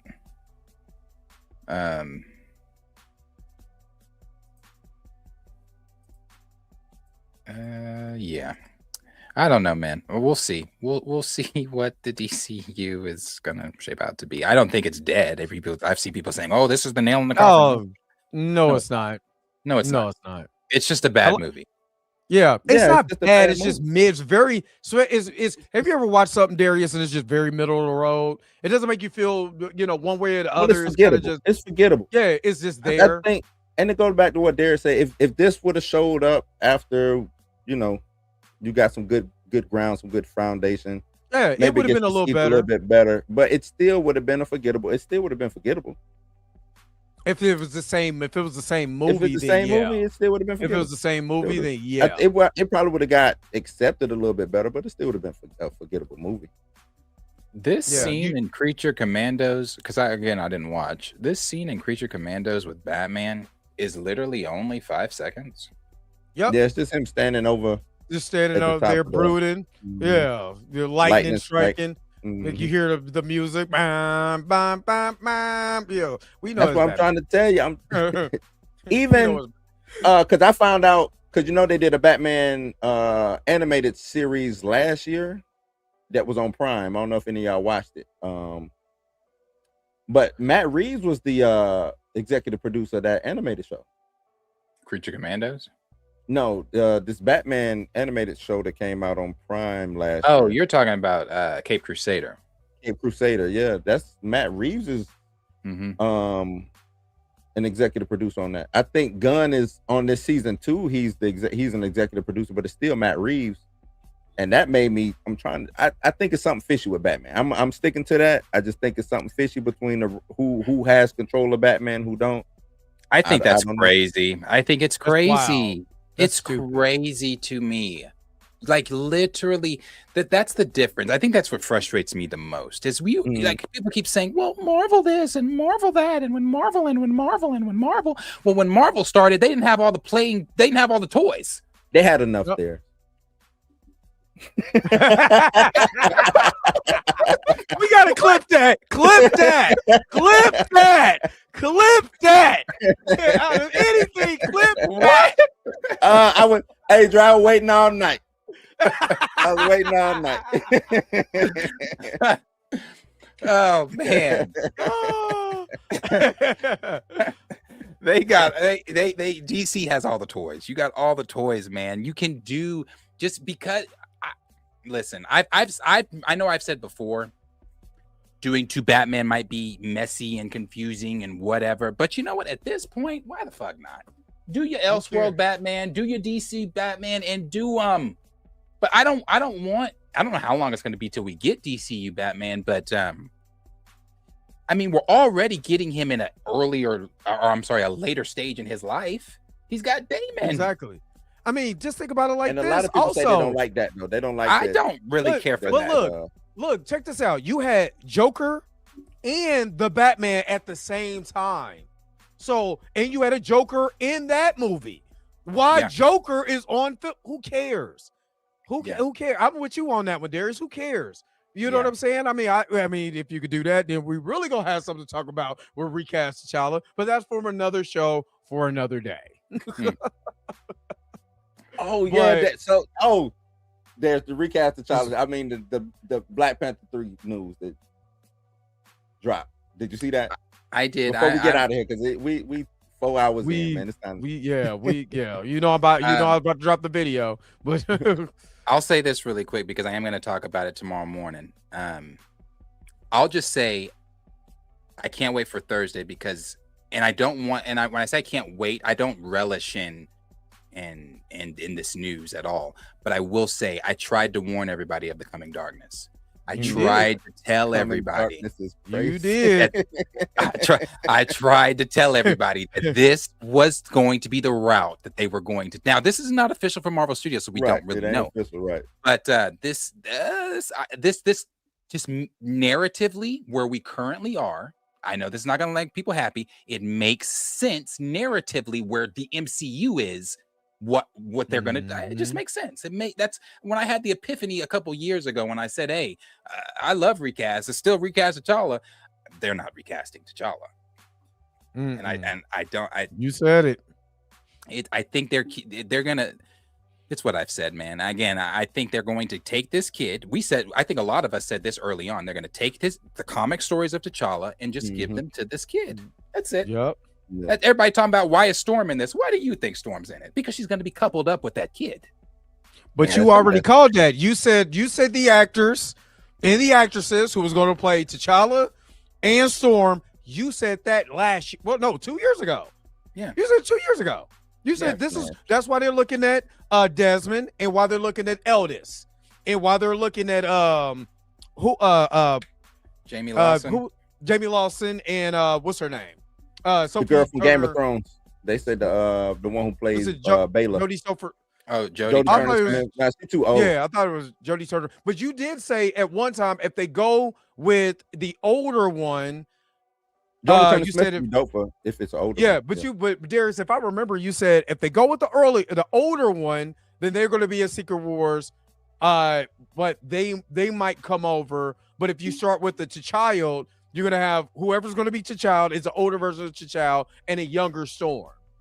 Yeah. I mean, because, you have, like I was saying, I don't want to keep us going too much longer because, again, I am going to talk about this tomorrow. But you have Nate, you got to take, for as long as we've been doing recast T'Challa, and I feel like for those of us that have been in this thick and know all the ins and outs and details, Nate Moore said this during Wakanda Forever press. Yep. He said, we're going to bring Storm in. He said, we're bringing her in through Wakanda, through Africa, whatever his wording was. Dumb. That is dumb. So knowing that this is Nate Moore's last Marvel movie as executive producer, you don't think that he's going to come in, leave a long-lasting fart, and not only leave a long-lasting fart, but also bring in things that he wants to bring to life in the MCU before he exits stage left? That's listen, it's her. She's in it. This kid is in it. This kid is going no purpose to be in the movie. She doesn't. Just like we said with Sadie Sink, if she's Jean Grey, it seemed like that's the angle that they're going with, you know. But my bad, I didn't mean to. I didn't mean to stop you, Jerry. This is the last thing I'm gonna say on it. Last thing, because I know Marcus. This is one of the things Marcus has argued me up and down on, and it's the thing I stand on. I will die on this hill. Josh did obviously Josh did a Nerds, does his live streams every day. I didn't watch today's live stream, but I did watch his clip thing about this T'Challa news.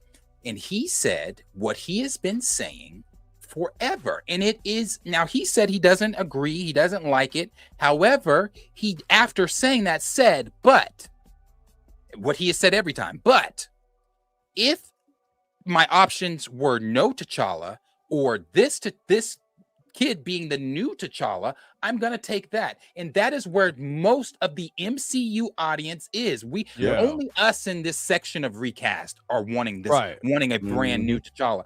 You don't think that these MCU fans are about to eat up a male Black Panther? But I think we said that. I think we was arguing with Chill one night about that too, though. There's that. As soon as they say, and even the way they announced it, oh, he'll be T'Challa the second. He's going through a coming of age. This, that, and the third. Nakia don't want him to take the throne. That'll get him all. You know what I'm saying? Like that sound like some dope ass shit. Yeah. If it was T'Challa, actually T'Challa, it sound like, you know what I'm saying, some dope. And shit. I hate to even say this. I hate to even say this. Hey, it's gonna make some people mad. It's gonna make money. Yep. It's gonna make money. Yeah. Because it's gonna validate the MCU, and everybody else that's been going against recast are gonna say, "Sold you, we didn't need a recast. This is the recast." Yep. And we still made money. And I don't know that for sure, but I'm just, brother, I just don't think people are in it the way we are. I know people aren't in it the way they're not. Right. It ain't doing $1 billion. I don't see that. I don't see it doing $1 billion. But as long as and I've always said this, they don't have to mention his name. They don't have to say this is T'Challa second in that movie. They really don't have to. They just said, we already know what happened with his father. All they got to do is just tell the story. And like if they just keep him, go ahead. Well, I was just saying, whenever he comes on screen, anytime he comes on screen in the future as the new Black Panther T'Challa, he's not introducing himself as I'm Toussaint, T'Challa the second. He's introducing himself as T'Challa. Yep. The MCU characters are going to call him T'Challa. Yeah, you might get some banter with some older heroes to say, "Oh, I once knew your father," but you ain't getting like he is, by for all intents and purposes, he is the MCU's T'Challa. Yeah. Yep. So I just don't put it like that, but that's what it is. I just hopefully the actor don't die. Always have to have Storm and T'Challa together. I don't know. Well, my thing is, hopefully the actor doesn't die, and we're going through another round of this all over again in the future. But y'all already know what time it is, man. Yo, the sign is real simple, B. It says wrap it up. Wrap that shit up, B. Yeah, we on damn near 4 hours. So Darius, tell everybody who don't know you, where they could be able to find you at, and what do you got upcoming? You can catch me at Planet Fanatics YouTube channel. Same on all the socials. I am live. It's supposed to be Monday through Friday, 9 a.m. I wasn't live today. My cat is sick, so I have to take her to the doctor. But I'm live tomorrow at 9 a.m. That live stream is already up. The countdown, our scheduled live stream is already up, so you can check that out. And we'll be talking about this, Supergirl, Michael about to cross $1 billion. For all you we told him, Darius. Yeah, we're gonna talk about that. Gonna talk about the DC stuff, Spider-Man, all that stuff. So cool. Check it out. Yeah, make sure you guys are liking, sharing, and subscribing. I haven't been live because I'm getting my ass whooped at work, so I need to rest. So this is rest period. Blue, what you got coming up so far? Or what coming up next? Tomorrow I'll probably be talking some more Supergirl or some more DC stuff. Really about it, or whatever's going on. But it'll probably be mainly focused on the DC stuff, what's going on, because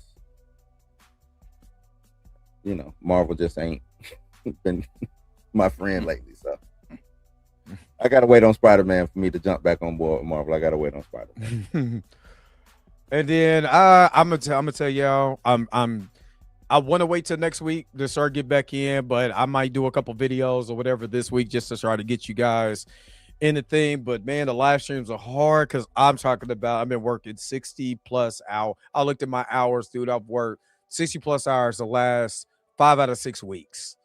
So I am wearing my behind out. I'm getting old. You know what I'm saying? AARP ain't kicked in yet. And and Toria said the Ovaltine ain't kicked in either. So so I got a lot of stuff going on. But man, I'm trying to get y'all guys some videos, some reaction videos here soon. So yeah, just stay tuned, man. But thanks everybody for tuning in to this episode of the Blurred AF, man. Darius, we appreciate anytime I get to hang with you, you be having me rolling. Oh, So yeah, anytime I get to you get to hang out, man, it's awesome. You know what I mean? So I appreciate you and everybody who was in the chat. Yeah, no problem, man. Hey, come back next Monday. We're gonna be talking this, you know what I'm saying, this stuff. So come back next Monday. Just so we can get this, so we can always get this welcome. up in. Yeah, look, Blue just can't wait to just get you riled up. You can see it in his eyes. Calm it down, Blue. Always welcome, man. That's always welcome. It's like I get Darius because I know Darius gonna come with the. It's like it's different how I get Chill riled up. You know what I'm saying? It's a different. It's a different feeling. You know what I'm saying? Like I'd get Darius riled up kind of to drive a point home because I know he gonna drive it home. Getting Chill riled up, Chill get flustered. Chill get like stuck. He get like he don't know which way to go when you get him. You know what I'm saying? So it's just different. It's just different. Yeah, shout out to the homie Chill, man. Yeah, so yeah. So we gonna get up out of here, man. I gotta take my son to to work. So thank you guys for tuning in to another. Yeah. My son is what time is it where y'all at? Work. I'm Central Time with you. It's almost midnight. Yeah, so he works the night shift. Yeah, he's working at Amazon, I believe. So that makes sense. Yeah, so I got to get him to work or whatever. So 6. Exactly. So, as long as as long as he got a job, I'm taking him. So that's what it is. So, but again, y'all, thanks for tuning in to another episode of the Blurred AF, man. Make sure that you like, share, subscribe to everybody on here if you haven't. And don't forget to hit that bell notification so you never miss one of our videos. Until next time, we holler at you guys later. Peace and vibe, man. Enjoy the rest of you guys tonight. Where the outro at, man? Let's get up out of here, man. It's late.